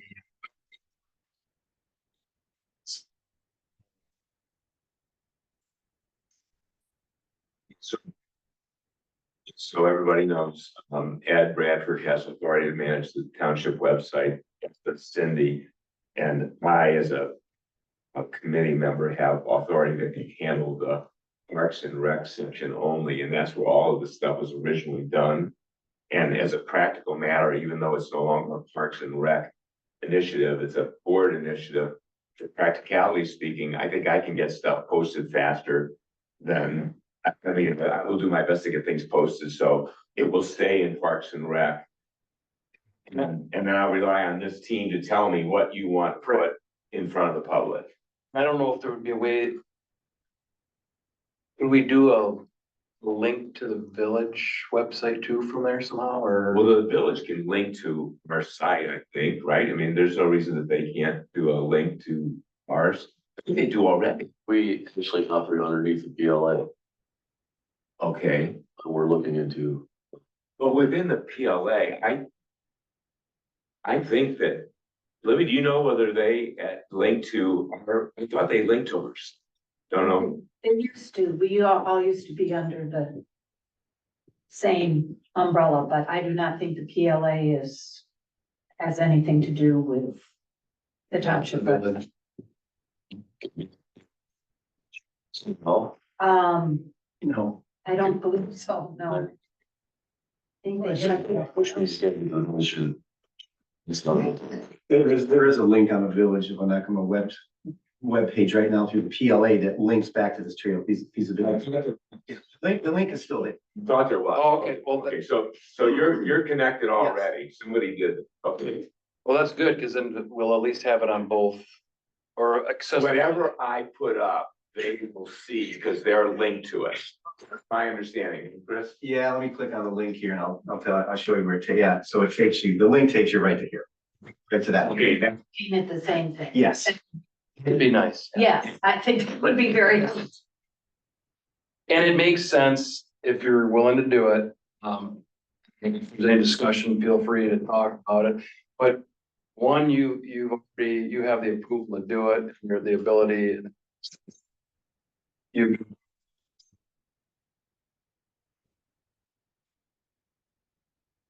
Discussion about making sure we have the website up and then just maintaining it. I just want to make sure that the team knows that you tell me what to put up there because there are members of the public that have constant requests for it. And the authority to the trails team, I'm just the guy that has access to the website. So, and right now, if you were to look at what, let me go up there. Spelling.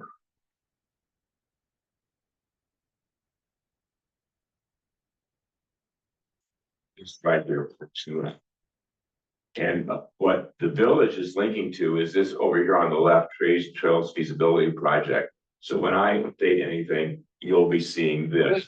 And then if you look at this, there's going to be some things in here right now that are out of date. For example, one thing I think I recall seeing was that you're waiting to get the grant. So I need this team to tell me to look at, and there's a lot of content out there. So it is a burden on this team to go out there and look at it, and then please tell me what do I need to update. And it's the same thing I do with the Parks and Rec team. Each month I ask somebody, please go look at it, because if there's something screwed up, help me and I'll get it fixed. So that's the request I have of you guys, to just tell me what you want. Okay. Thank you. So, if there are no other public comments. The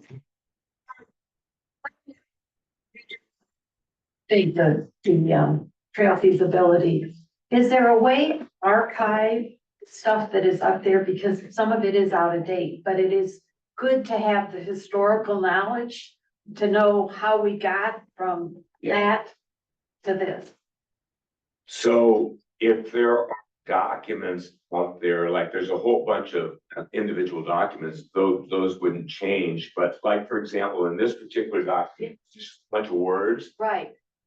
Somewhere in here, it's gonna say, you know, we're waiting for, we're just gonna change the words to say, we received it on such and such date or something like that. You know, I'm gonna change whatever you want me to change. But are you saying? I think that there's a whole new focus from what that was. I mean, I would be putting up, I ran the world, and we'd be much better off if I did, that I would. Hit that down. I would put the new team in the middle and the motion, and who the members are. Because that is going to be, it's my understanding, you are going to be the controlling factor. So what happened with the trail team project? It's a little bit different. It is. As of today, it's. Exactly. And I think we should have. I can capture this and put it in a Word document, give it to you as a Word and a PDF document that you could archive. So that's great, but I think I'm gonna go a little bit further to Libby's point is. The township board had a motion. In that motion, there was the description of this project. The rules and responsibilities documents and all. That, my opinion as an observer here, all that should be out there. But I am officially telling this team You need to tell me. At this point, I'm just the guy that works the web. I'm an employee. I understand that, but I want that out there too, and I don't want stuff taken off. Agree. And so I'm just trying to make sure that I'm capturing your point, issuing that to this team that says, this is your responsibility, and I'm happy to do whatever you want me to do. Within reason of my ability, you know. And I have a paper copy of that. But, Well, I mean, it should be in the board meeting minutes right, and. yeah. And I think in some of these positions, just been kind of figured it out, you know, over the last Right. week or two. A document in the time format does not have Wayne's nomination for the voting rolls. Needs to be updated. So there's a lot to get this thing up. Right. Because remember, this team hasn't met since October 23rd.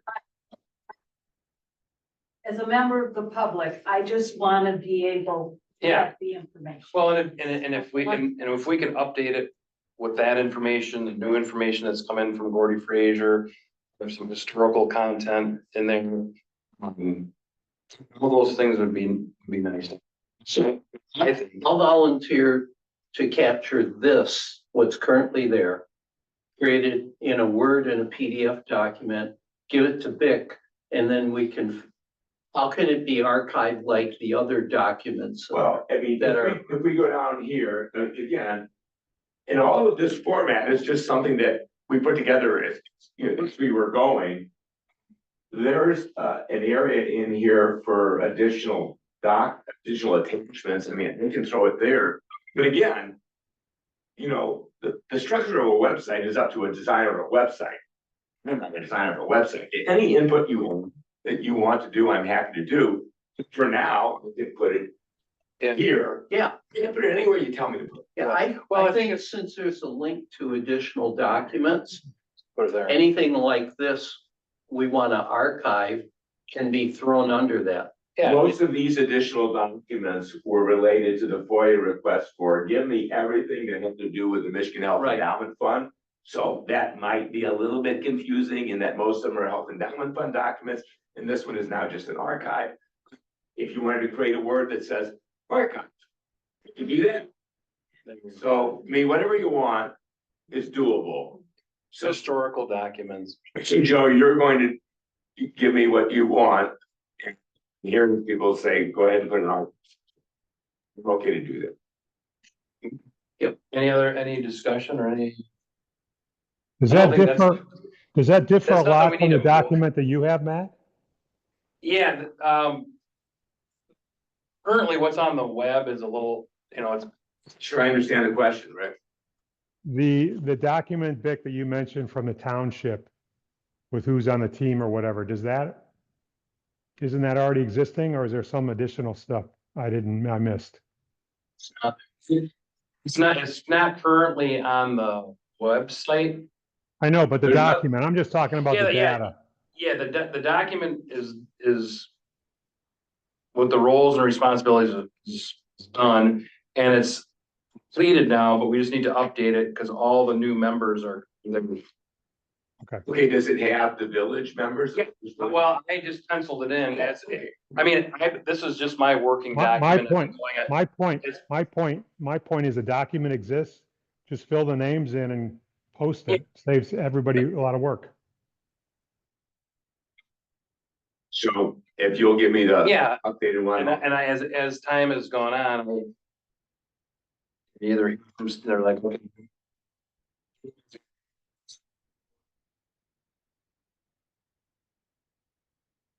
But as that's gone, I've either underlined them, circled them, because it was, some of these people were like, hey, so-and-so, like Wayne was gonna find out and ask somebody if they'd be willing to be in board. As those things progressed, we were adding people to this stuff. I think we finally had cemented, and you as our guest. It just gave me a warm body because I wasn't sure Suzanne. Right, she had emailed me, she wasn't sure she was gonna be able to get in, but that's nice that you're here. And, so I think right now, as of today, we finally have this document with names completed. So we'll get that posted with everybody's names and roles and responsibilities on there. Any other public comment? Can you?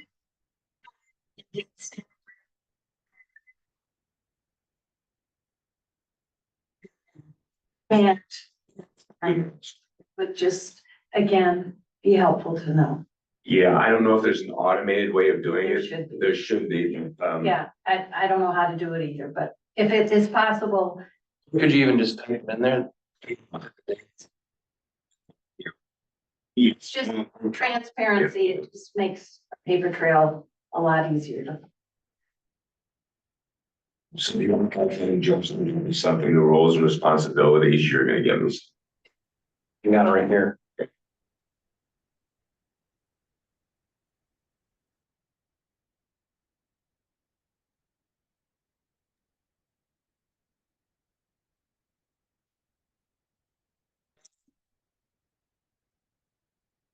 Correspondence, we had a couple items to discuss and talk about was the GFA delays and timeline for completion, which I think we can just. I guess we scrap that one out because we have it. So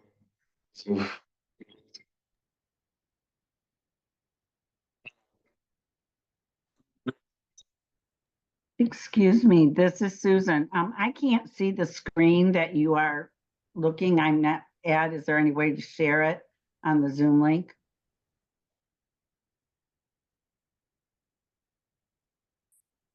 And you're also cutting in and out.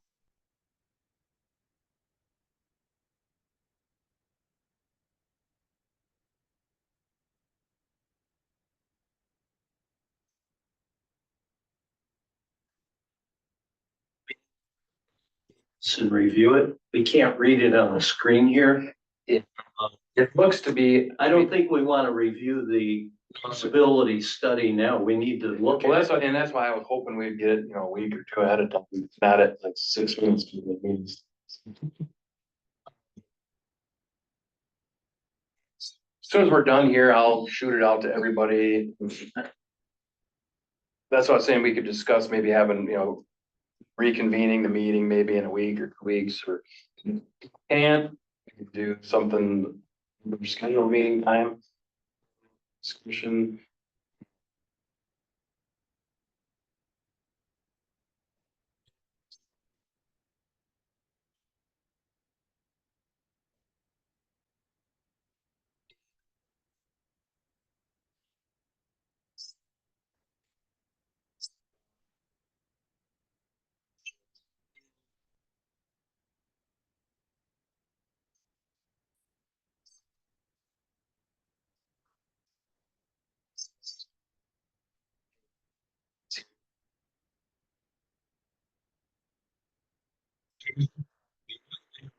Screen is Matt's agenda, which is in the email. Are you seeing that? Yes, I see that. And Susan, we're gonna get through a few things here, then I will hop on either my computer or phone, and email that study out to everyone, so. He must have sent it last night.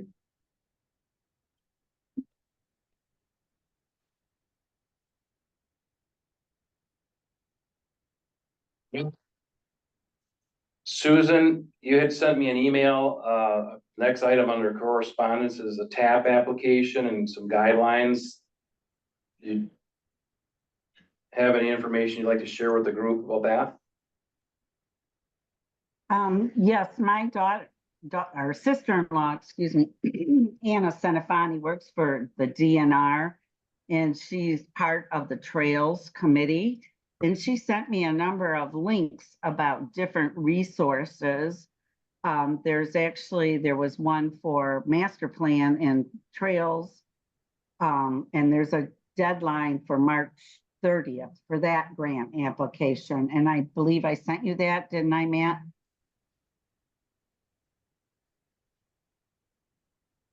Can you hear me?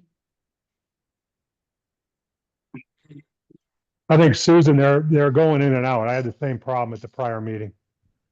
Oh, yeah, thank you. Okay. Because I have it on mute, so. Can you guys hear me? Can you hear me now? I can hear you. I don't know if anybody else can. We can hear you. This month. Yeah. Look at your screen, see if there's a X through the sound. Audio, it seems to be on. Double click it just to trick it again. See if that helps. I've unmuted. Can you hear me? Yeah, Can you hear us? Right now I can, but you are definitely cutting in and out.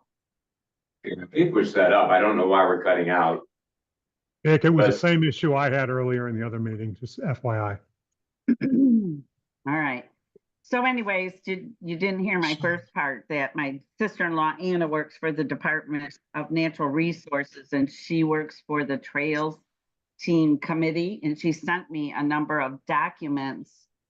There's actually a program that's free, but it's already closed for this year, but we could reach out to them and see about them considering us for next year. I have no idea how long this process is going to take us, but it's free and it's through the MSU department, DNR, where the people are going through the DNR. And I have contact names and I sent them to Matt. And there's also a number of different grants that are open. And I can send Matt the links and then you can forward it what you think is pertinent. Matt, is that okay? Was it, I'm trying to recall your email. We missed the initial date was already passed. Some other Right. stuff. The one for MSU through the program through Michigan State is closed. Charlevoix and a few others were chosen, but there will be another one this year. This one professor in the DNR program is looking to do this every year. So we could maybe reach out to them, is my point, and see if they would consider us looking at us for next year. It's free and it's students. So it wouldn't cost us money and that might help the village is my thought, where they would look at that. But I would, and then there's a number of grants for transportation, walking, accessible sidewalks. But I don't want to be the one to apply for grants. I have no idea how to do that, but I'd be happy to send it to Matt and then he can send forward the information and then we could maybe talk about it at another time. Who's writing the grants for us? I don't think we're that far yet, Susan. Oh, okay. All right. Well, We don't have a specified grant writer, other than people that are in the committee. okay.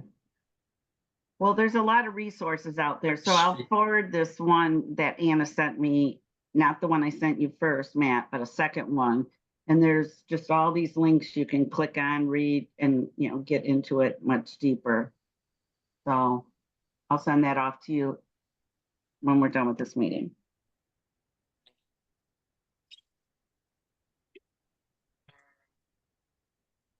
And that's all I have to say about that. I think she would be a really good resource for all of us.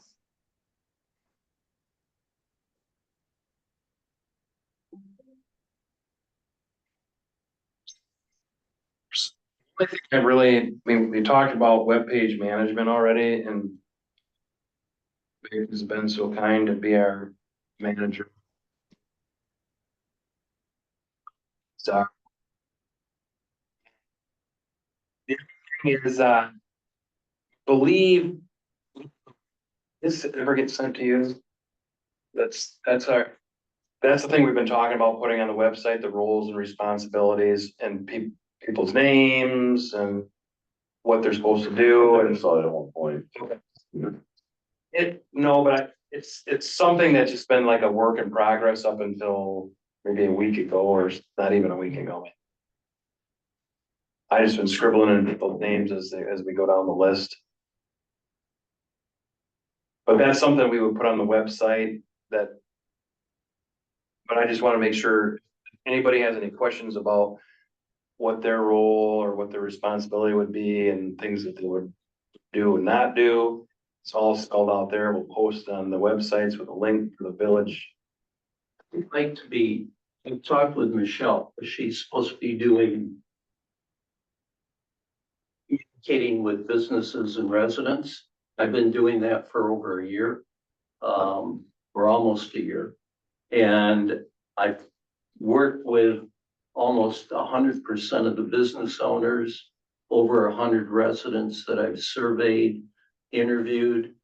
And those were what resulted in the original questions and answers documents and the wellness path concept. And what I'd like to do is work with Michelle on that. Because I've got the contacts, I've got a lot of information already. So I think that when we were talking, it's better to be in person, right? So Yep. my understanding of what I was, if you ever heard the word voluntold, is I that like that. I am a neutral party on this commission.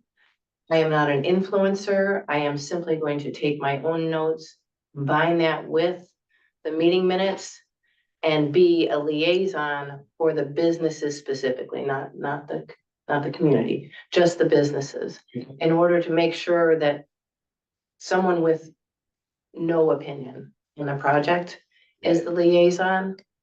Yeah. So it's a little different from what Joe has been doing. And I'm not taking away from your job, but I see my job as being, it's Like a kind non, of like a so. non. I cannot vote. If you look at the chart, I have no vote. I have no voice. I am simply a liaison to take information to them. And whatever, I'll make sure I'm reaching people either electronically or by phone or whatever they like. And my idea was actually not just to include the downtown businesses, although their voice obviously carries more weight. But, we haven't really pulled in the larger group of businesses. And it might be nice to do that. But it's the large group. Guess There's a lot of businesses in the township, the Main Street. well, I think That would like. They would like a voice. I mean, they have ideas. And they have they're not going to sway the decision necessarily. Right. This is just a channel. I am a conduit and a conduit only. I hear what you're saying, but I think if a business exists on the trail, they should be I'm not included. disagreeing. If they're not on the trail, I don't think they play a part. The trail impacts the businesses where they exist. I don't think giving information and listening is going to conflict with the understanding that those most impacted would, we'll take that into consideration. I don't think that just simply being a conduit of information, if people out in the rest of the township aren't interested, then they're not interested. But it's simply a matter of engaging. This is kind of a hot button issue, and I don't think it is detrimental to make our umbrella bigger rather than smaller, bigger tent. If somebody still wants to talk to you, then they can please support the businesses, right? But I think that having someone, again, that is not an influencer, that doesn't have an opinion, that doesn't have a voice. I think that's important, because this is just me as a committee member talking. I think it's important that we get so the community, but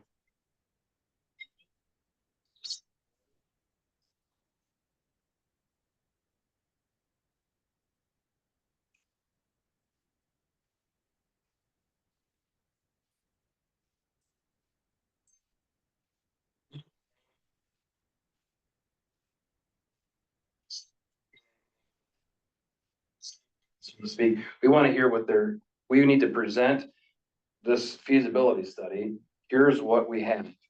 Just kind of so we got the full size up now. We've got this study to look at. here are the things we can and can't do. Once they see those things, they can make some determinations and some ideas and come up with like opinions. I don't wanna influence one, see it come up. Its roots, so that's in my mind, and tell me if I'm wrong, that's the only way to get community support. Is if it's something if they don't like it, everybody fight with it. Then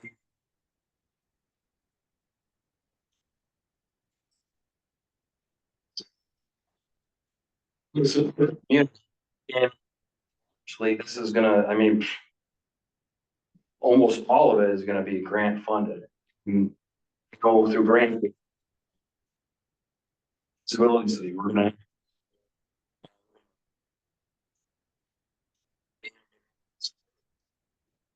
Reach. Consensus of what is needed and what people like. And I would hate to, somebody, like what you're saying is, you wanna be like a non-partisan person. Switzerland. Yeah, you're Switzerland, going out and communicating and bringing that information for us to hear. And then once we hear that, how does that fit into the? Am I? That is my thinking, that is what's a little different from what you're I doing. agree. The other thing that I am able to do is I am able to provide BIC with, survey. I Survey create- monkey I- kind of thing. Well, yes, but it's within the township. It's within our Office 365. It's the same technology that we've used for surveys in the past. It's not fancy, but it gets the job done. It's also what I Fancy. use for registration. So I can create that. If the team comes up with the questions they want to ask, I can create the survey. And then we can put it on the website, which can be linked all the way around. And, yeah. One request in that light. And I'll speak for the village. A vast majority of our village residents do not use internet, email, Well, and I think if you're gonna do surveys, you have to have a way for people to communicate on paper, not so electronically. when my experience, and I've been doing this for quite a few years, is that, we say that, but I have 970 registrations from the community for events. So somebody's figuring out how to do it. We do put the QR codes at the post office and around town. We can post them wherever. If they don't have a smartphone, then I give them a website, which is the township. They can go to the website and find it. To say that people don't use the computer, I think is a little, that doesn't speak to my actual experience for the last 5 years. And if there is a business, remember, my conduit is I am business focused, not community focused. If there's a business out there that is operating without even an email, I'm. Businesses are a different animal. And You're that's- talking about also getting input from the residents. Yeah. And If there is- Wayne, Yeah, the ship was business. Well, I'm and I was business just gonna ask a question to Wayne, because you're here. If there was people in the village who may or may not have a smartphone or the ability to get online or whatever, it'd be something you can help us with, like maybe names and addresses that on the phone. Get that word out to people who are non-electronic. This process of trying to make sure every time the taxes go out, we've included something else. Oh, Because the postage is paid, the envelope is empty, and so we could, it's the envelope is not empty. it's not, there's no overweight. He's not overweight yet. The other thing is we do have computers available at the library. So if we sent out a mailer to say, heads up, we have this project. And there's if copies you available want to be- here. It'll be at the township, Understand. right? And the library has computers where you can go and you can take the survey. paper copies there too, paper copies at the post office. I was surprised when I did it last time, and that was when I first joined First, 6 years ago. We did a survey. We got such a small number. Now, it's not to say that, that was the be all end all, but that experience is most people figure out how to get to a computer and take a survey. It is 21st century, yes, and we're starting to move. There are some people, and we want to get everybody's voice. Yeah, And as whether many the as- survey is just for the businesses or for the entire community, it's something that I can help. So I'm simply saying, we have the technology at the township level, and I have the experience to do the surveys. I wouldn't design it, I would ask that the committee design it. That's I got a something, question for Chris Forth. Go Chris, ahead, Rick. when you did the village master plan, how did you get survey information from the people from the village? Did you do anything special there? We did leave paper copies at the village offices for those who didn't have access to a computer. We Okay. had QR codes set up all around town. It's the same thing. We set up a sandwich board or an easel during the concerts in the park, where people could scan that QR code. We got, I think, almost 250 responses back in. Right. And the consultant indicated that that was a very good response. How many of those were village residents? Over 100, I think about 113. That's pretty good. Were So about- responses from villagers. The village. 25% response rate from That village is a relatives, huge very good. response. yeah, Very because there's only what, Thank 500? That's great. So you were able to reach the people. So Yes. you're confirming what I'm saying. Yes, we can have some paper surveys. And, you know, and again, if they don't have computer access, let's make sure that they know that there are computers. If you want to. Yeah, use Michelle, that's- why don't you just benchmark with Chris and just use something existing instead of recreating the wheel? It sounds like a great idea. No, I think Michelle knows what she's doing. You're never gonna get 100%. No, well, and if we People make, to support this product, right, you gotta come to that Yeah. realization. and they have little or no interest in it. So it's not something, you know, you can send out as many emails, mailers as you want, but if it's not something that they're interested in, this is the circular pile, so. That would be. May I say something? Sure. Well, I appreciate what Joe is, you know, and the knowledge that he's went out and gotten. But I also think that some of it made it so the trails team has to work extra hard to get the real facts out there. So if we can do it in a neutral way in any form, whether it's hard Understand that, copy, Susan.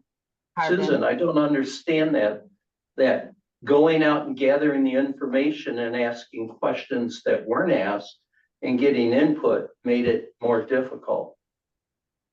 Well, there was some information that wasn't totally accurate, and I, What- you know, what- not what- trying to be wait, okay. disrespectful, but Give me an You know, example. Give me an example of something that was by inaccurate. telling them they and were gonna disrespect. lose part of their parking. By telling That them was they're gonna inaccurate. lose, That was reality. no, we didn't have the facts yet. We Well, didn't what get the was being survey result. proposed- We didn't get what it, was all of being- our facts. Hopefully we have them now. What was being proposed would have wiped out substantial parking, so it wasn't inaccurate based upon what was being proposed. Are you taking public comment at this point? No. Okay. Yep.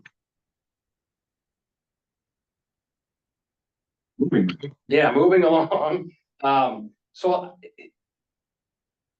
I'm going to say for now, that, I mean, we're in the infant stages of our newly formed committee first meeting. We have the roles and responsibilities defined.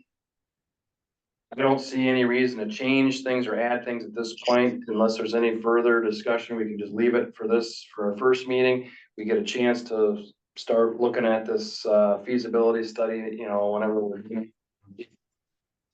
we leave.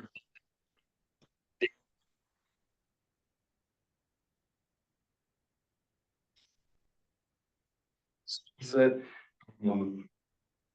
but on the agenda.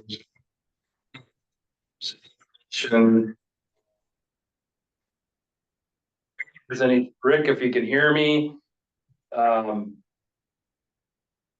there's on the agenda about the TAP information, health endowment grant. If you have anything that you could add. As far as the health endowment, they're having a seminar for participants, which I've signed up for in the next 4 weeks. I'm going to apply to that.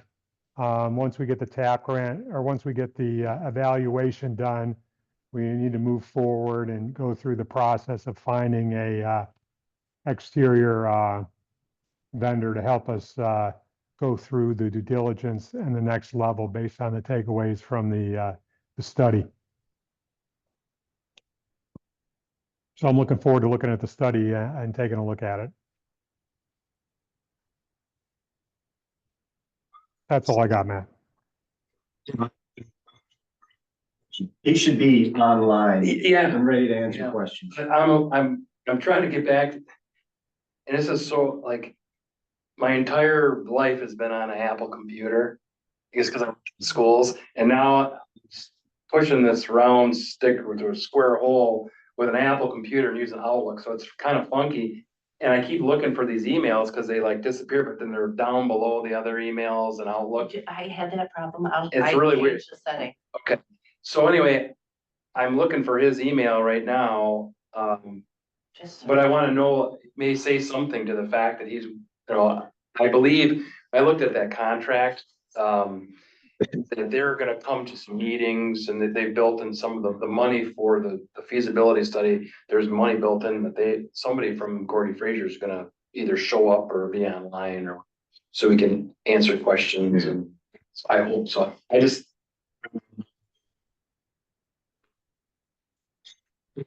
No, that's Okay. Just talk. But great idea. I'd love, and that will be a conversation that I want to make sure I have with him. Well, just because it says it on the contract, making sure he's gonna either show up or be available for, consults or whatever. It's a contract process of this thing they're gonna be done with.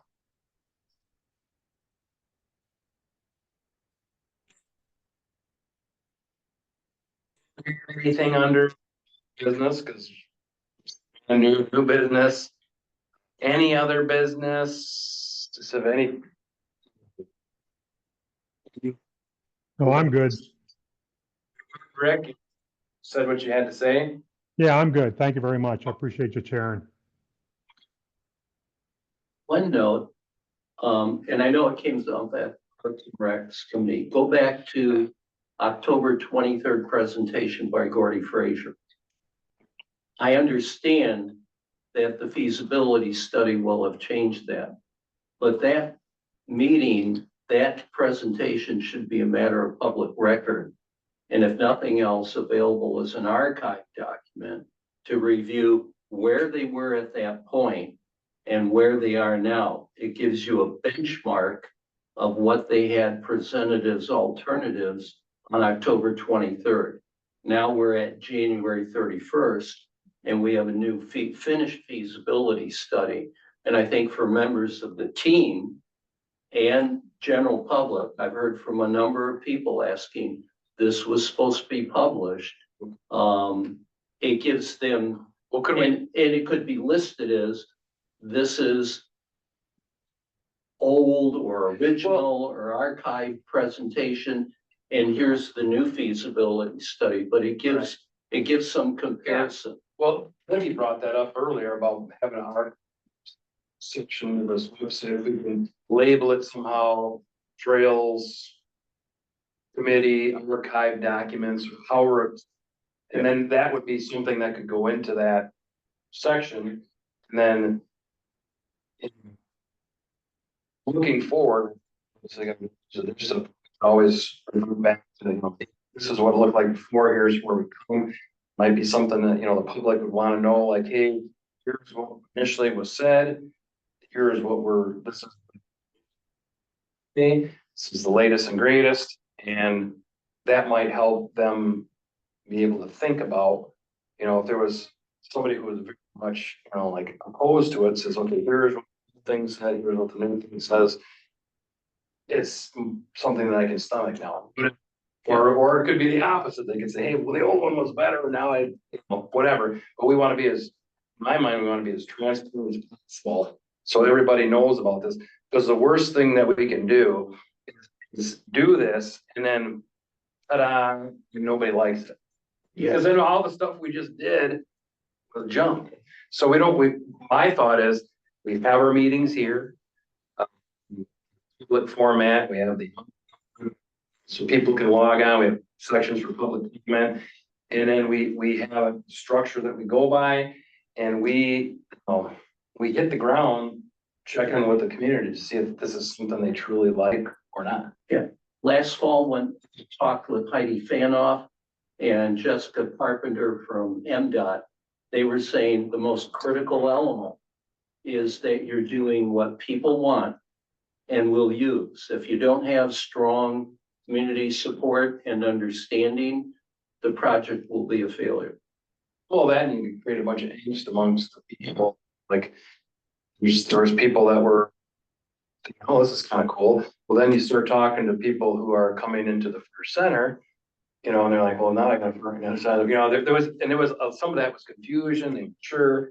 So the goal would be to eliminate as much as humanly possible of that kind of thing and have a nice plan that's organized, something that people can understand without confusion.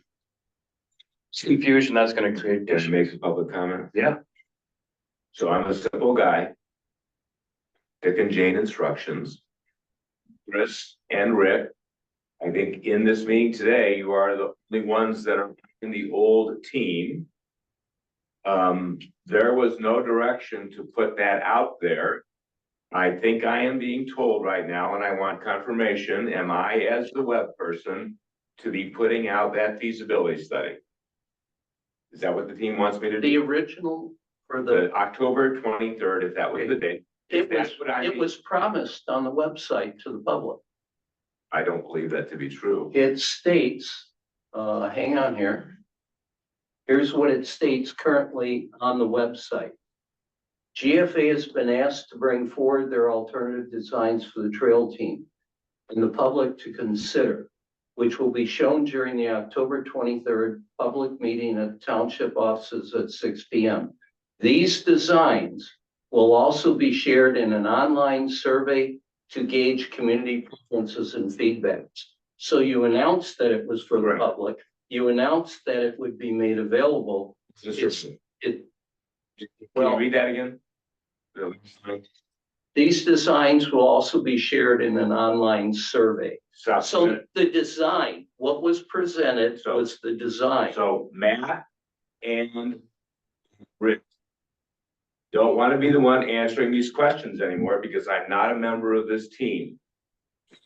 I recall in that meeting that the last item agenda was for the team to reconvene and make a decision on how this was to be presented to the public. Is that your recollection, or am I just having a failed recollection? This was before my time, so I don't Yes. know. I agree with you, Vic, and what that format was an open meeting for us to get data and then figure out how to configure it and go out to present it. It was just raw data. It wasn't anything that was necessarily decided upon. It was a working meeting that went outside. And to Vic's point, it was to put in a survey to get feedback. It's up to this team needs to make this Let me decision. rephrase. I'm requesting that what was presented, I have a copy of it. It is confusing, but it has different alternatives for the trail to have in the finished feasibility. It would be beneficial for a lot of people, for this team to be able to see, here's where they were on October 23rd. Here's where they are on January 31st, to be able to intelligently ask, what happened with this piece from October 23rd?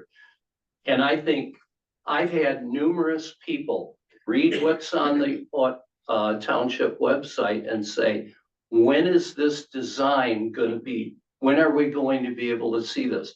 I went to the meeting, they're telling me. I could not see it. It was supposed to be available. So I think we're hedging on terms here. In the sense of transparency, why are we not willing to share that original presentation I can answer with the that public? question. This was before I was involved with any of this stuff, so I'm not exactly sure. In my opinion, those alternatives that were presented back in October, I don't think they should have been presented back there until that feasibility study had been completed. If you look at the contract and what Gordy Frazier was supposed to put into that feasibility study, how can you put out these alternatives without having the data to support that? And they haven't finished the study yet. So I'm not so sure that we should put out those October alternatives now until we have a chance and opportunity to read the feasibility study. The new Because it could, maybe Gordy Frazier and Mark and his team, maybe those alternatives have been significantly Totally gutted. modified or changed because now they actually completed the study. They have all that data that would then go into making decisions with regards to these alternatives. I think it's too early to put that data out there. You, I just wanted to want this to be part of your team. I don't want to be the one that's accused of not putting stuff out there. No. I want you guys to have this very discussion and then tell me Let's what's. review that feasibility study. I mean, if you want to put the feasibility study out there now, new one. the new one. I Sure. Why not? would love to Why put not? that, yeah. Libby? That other one was not a feasibility study. Just to be clear, that other document we're talking about October, that was not a feasibility study. That was just a No, it working wasn't. document. I think those alternatives were put together when Gordy Frazier may have been sidetracked in terms of what their contract was supposed to do, what they're supposed to finish.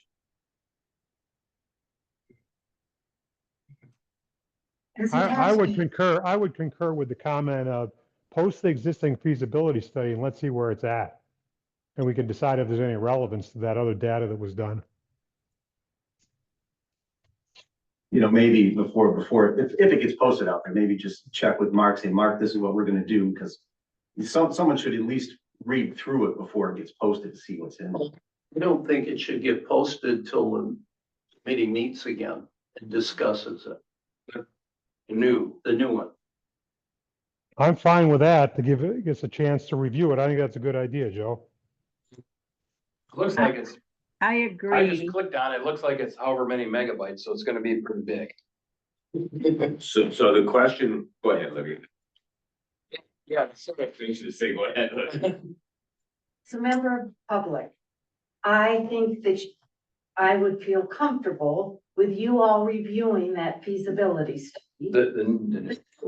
So we don't have any other feasibility. Yeah, and like you said, it truly wasn't a feasibility study, the first thing that came out. But No. that being said, at some point in time, because as a taxpayer, I paid for that working document with Gordon Frazier, I would like to have Sure. access to it. Sure, I think that's a great idea. I like that idea. But that is how, as a taxpayer, I like my $13,500. Well, Yes, that wasn't, it wasn't all your Okay. 13,500. It was, who gave more than that? That was what was the allocated out of the township budget. Oh, no, right, you're Isn't that taxpayers' money? Oh, I'm no. confused.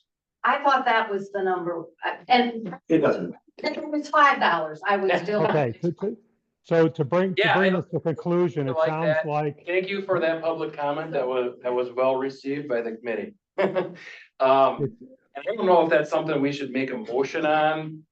Yes, I mean, we could make a motion to let the committee members review the new, the one and only feasibility study that came out maybe either last night or this morning. And we have some time to review that and schedule another meeting where we can discuss it. And after that meeting, then post the feasibility study on the websites of both Link or Virgin Township. I know you can't put a motion on that because you don't have enough people here to vote on. You only have 3 voting members that are present in this room.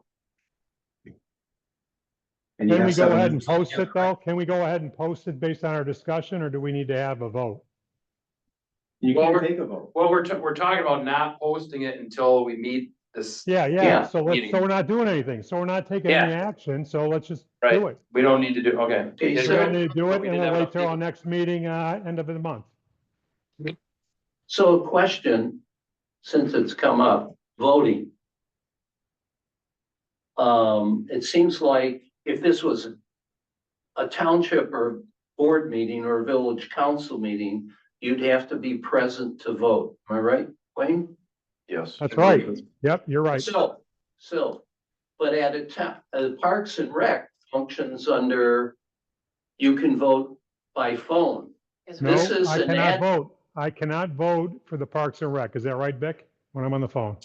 Well, Okay, so committees are governed differently by it's MTA. Right. And so, because all of the things that we do are not rubber stamped, we have to bring them to them, so we don't have final authority.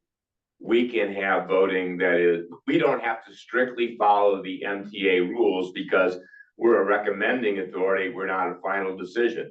They recently said that you can't avoid that responsibility if your items are rubber stamped. Those are my words, and ours are not. Right. Even the budget, when we get approved, we still go back every month and even though this is approved, can I spend the money? So in our bylaws, we are allowed to vote non-voting as a committee, subcommittee of the board. So this is a subcommittee of the board. Should be able to function in that same way. I would hope, because one of Yeah. your members, your other public member from the township is in Athens, Georgia, so I would hope that you would be able to follow. And I don't think the board's gonna rubber stamp, I don't think the township We board's gonna can't. rubber stamp anything that you No, guys do. we can't function that way either. I mean, we'd have to make whatever this committee comes up with, we have to, just like your, the rec submits that to the overall township. In this case, it'd be both township and village. So before I say, yeah, let's do it, should I check with like Dave and Ed, those guys? Well, their emails. Well, in this case, we're not making any votes right now. Vote remotely. And that's what before I. So you could and that's talk, why- you could talk to them about future thing, but we're not doing anything, so there's no decision. Right. Yeah, and that's what I would say, in the future, I'll check on that to make sure we're not violating any kind of. Just the way the document was written, I tried to find it, but it was this committee is a voting committee, but is not a committee of any authority. Your vote is then brought to the township, who received the funding for this. The board is the decision-making board. So that was the way it was structured. With that logic, that says that I believe you could have non-present members voting because what you're doing is making a recommendation. You're not making decisions. So explain my interpretation of what was presented to me by Mr. Meisters. This group is an ad hoc committee making a recommendation to the Parks and Rec committee, who would make the recommendation. Yeah. My understanding was that this was going to make a recommendation to the Parks and Rec committee. Good thing you're here, Vic. I'll get that figured out. That's Yeah, all, I yeah. know when Mr. Meister originally asked me to come up with numbers, that's what, Did you know about when that was? like 3 meetings ago? Yeah, okay, because since that time is when this document, that structure was presented at a board meeting, and I think it was subsequent to your discussion with him. Well, there were 2 stages. I think his first request was just for a liaison, which was Joe. Yep. And then in the next meeting, it became Members. members. What I thought was just an ad hoc research group, ad hoc committee to make a recommendation to you as chairman of the rec committee. And then The rec committee would make the recommendation to the board. I think it's, This is my understanding. yeah. My interpretation. No, And and I don't know that it makes much difference if you go. No, and I think the only thing we really need to make sure 100% is, we're not voting on anything, so it doesn't still make any motions, but I'm gonna, for discussion's sake, I'm gonna take this question to Dave and like, say, hey, I just wanna make sure if we're doing this the way, we wanna make sure that somebody is present, they can vote. If they're not present and they're on the Zoom call, can they have a vote? And if they say, yeah, knock yourself out, then we can't do it. We can say, oh, The other thing that was brought out is whether I'm on a Zoom call or not, can you substitute somebody else from our council to replace me if I'm not there, because I am gone till the end of the month. I'll be back in the beginning of March.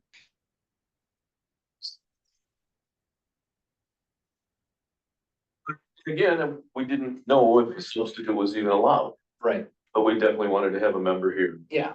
either way at this point. Typically, if there's gonna be alternates, they're identified in Yeah. the And then we members. could maybe identify you. Well, and I will say, like I told you Could before. you be could you be the spoken I alternate? prefer that Rod do it Oh, okay. more times than not. I'd rather be out there. Rod was going to be here, but I think, Matt, I think we know ahead of time if there's going to be any significant vote, we can arrange it for that meeting, because some of these meetings like today, we won't have any decision. We're just still in the investigation stage. We got a lot of work to do before we're voting on what to do. My opinion. Yeah, it's gonna be a controversial issue. In city board, this might get more time than short-term rentals. really? I don't think I'm far off on this by the time we get there, but you might, just because you might be called out. Okay.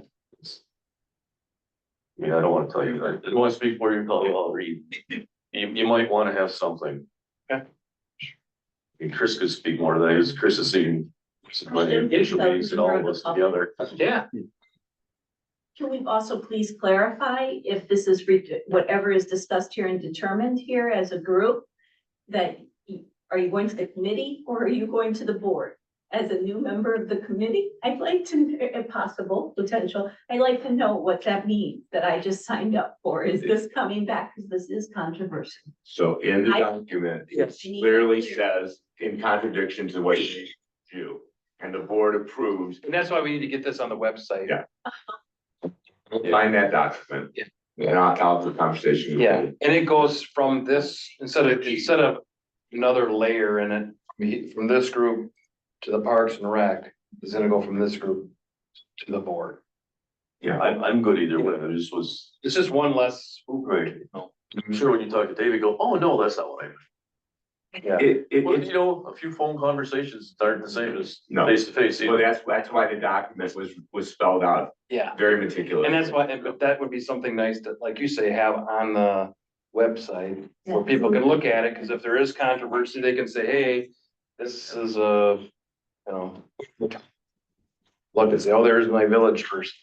Well, the easiest thing for you would be to adopt some set of rules that's already considered somewhere. Be following the same rules as the board before it's over. Okay, Next meeting. any other public comment before we go out the next meeting? Seeing none. See the agenda. Next meeting, February 28th, which would be. Rec meeting is very similar to what we're doing now, 10:30-ish, depending on how long Parks and Recs goes. Is that satisfactory to everybody? Does that give people enough time to look this over and think? I think that's great.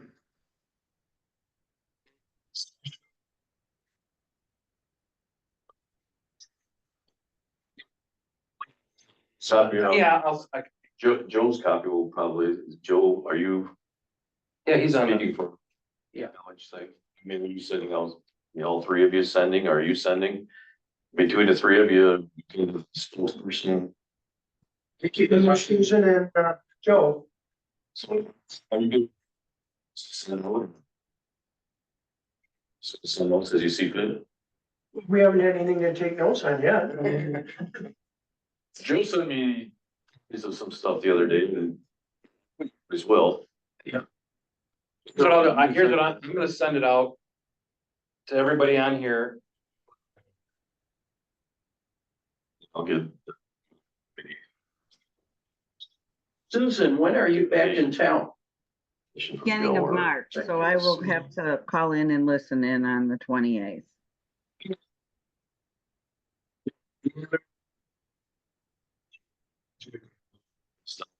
Tony two.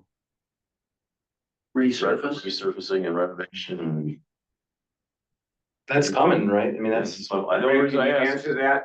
you talking a month out, I mean, do you need to get it together in 2 weeks?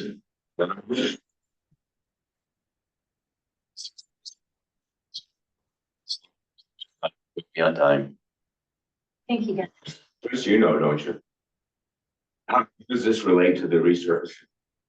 Well, the resurfacing, that project is gonna move forward, regardless, because it's already budgeted. They probably, I don't know if they've let the project yet. In early October, I talked with Heidi Fanoff from MDOT, and she said that project is happening.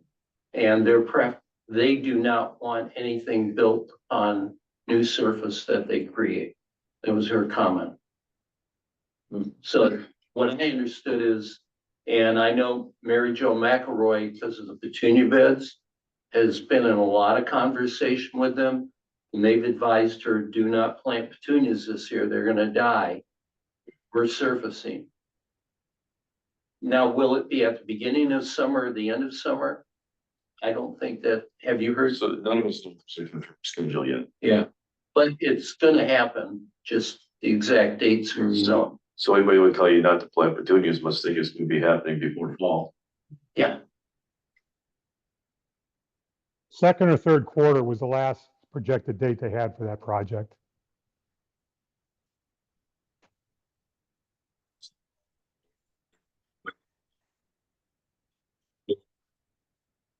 Speaking, but it's lots of different divisions. There were the people in there that give us the money to tap people. And then there was the lady that is responsible for doing all this resurfacing. And we asked the question.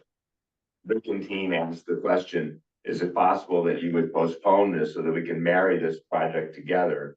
And the lady who did funding for it said, absolutely not.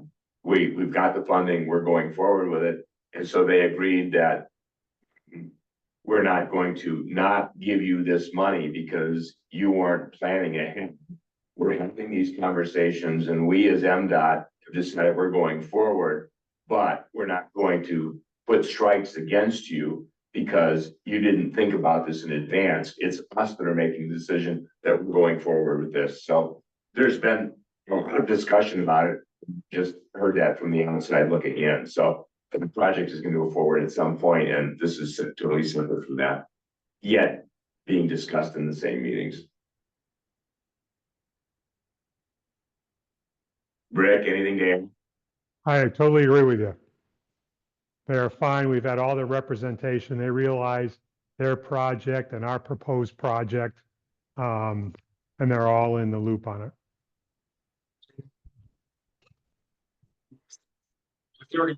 something. Usually not getting great based on the fact that we as of. So I don't know. So, Yeah. GFN. Serves our just what's in the paper and grants and money is, I'm thinking simple. yeah, Serves down, you're not putting a new curb then. And if you're not putting a new curb, you might not get a new sidewalk. Depending on how, I mean, if that's not, I mean. I'll say, at least one person on the original thing told me that MDOT was far more open to changing the scope than they were the schedule. well, So maybe if you came up with new ideas that they weren't planning, they could. So they don't know how they work that in based on how long it just takes to work to do a plan. Because, we're talking different engineering totally. for MDOT too. Curbs and gutters are our costs, aren't they? Rick? Yes. I didn't hear the last comment about, I don't know what the last comment is, but curbs and gutters are ours, yes. And we just include that in whatever grant funding we would need.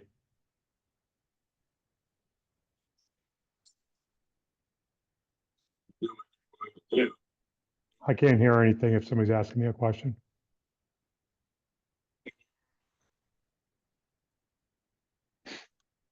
Can you hear? No, Go ahead, Vic. I heard you at the end.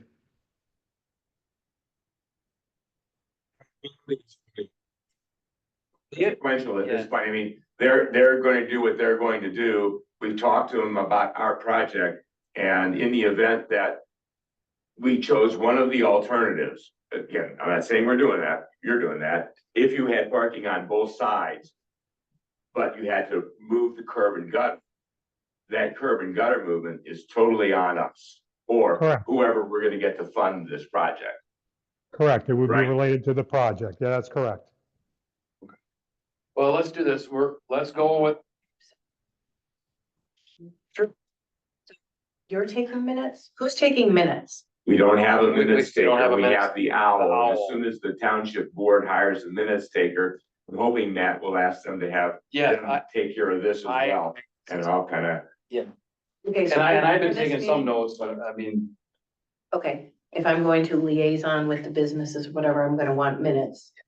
So what's the turnaround time? Are we using the standard turnaround time or, we do not have a minutes taker. The board has not hired a minutes taker. wait, you said you're gonna have are we gonna have a different kind of minutes from the owl? The Oh, the owl itself? it like records everything, It right? records everything. That's how the minutes takers are gonna have to come back and do the minutes. So I'm saying for Parks and Rec and for this team, minutes are not gonna be on a timely basis until the I board. don't think there's anything to go to the businesses with Well, I or have the to introduce residents till we get Yeah. I'm through. gonna introduce myself and Yeah, I can yeah. tell them, That, I took yes. very cryptic notes. So that's what I'm gonna, I'll Yeah, just like 3 1-sentence bullet points. Okay, thank you. let's do this. Seeing how no one's even looked at this thing yet. We'll leave the date at February 28th. If we see something in there, because you're gonna get a copy, I mean, like, hit the alarm button. If you say, oh my God, we gotta get on this, then we can try to move up the meeting a week or two or. Sounds good. So I like my little group to, Yeah, for sure. And then, yeah, if you guys, I'm just saying, as the trails team as a whole, let's plan on coming together on the 28th like this again. I'll try to be in the audience when I can. If you do decide Sounds there's a good. vote, Yeah. that can be made by substitute, you know, I would, make sure there's a substitute. We need I one. would assume, I would assume we'd have so much information to review, we wouldn't be at a decision point. We'll see what happens. send them a lot of stuff. But if you see something glaring that potentially would, you know.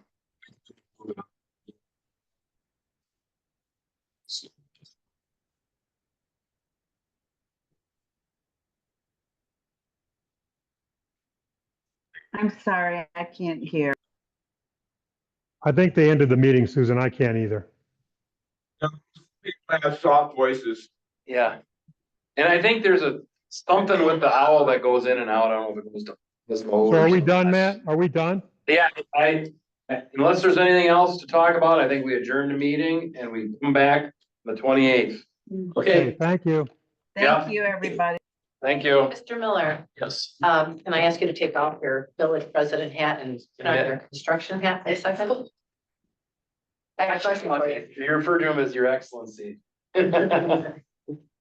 Or which?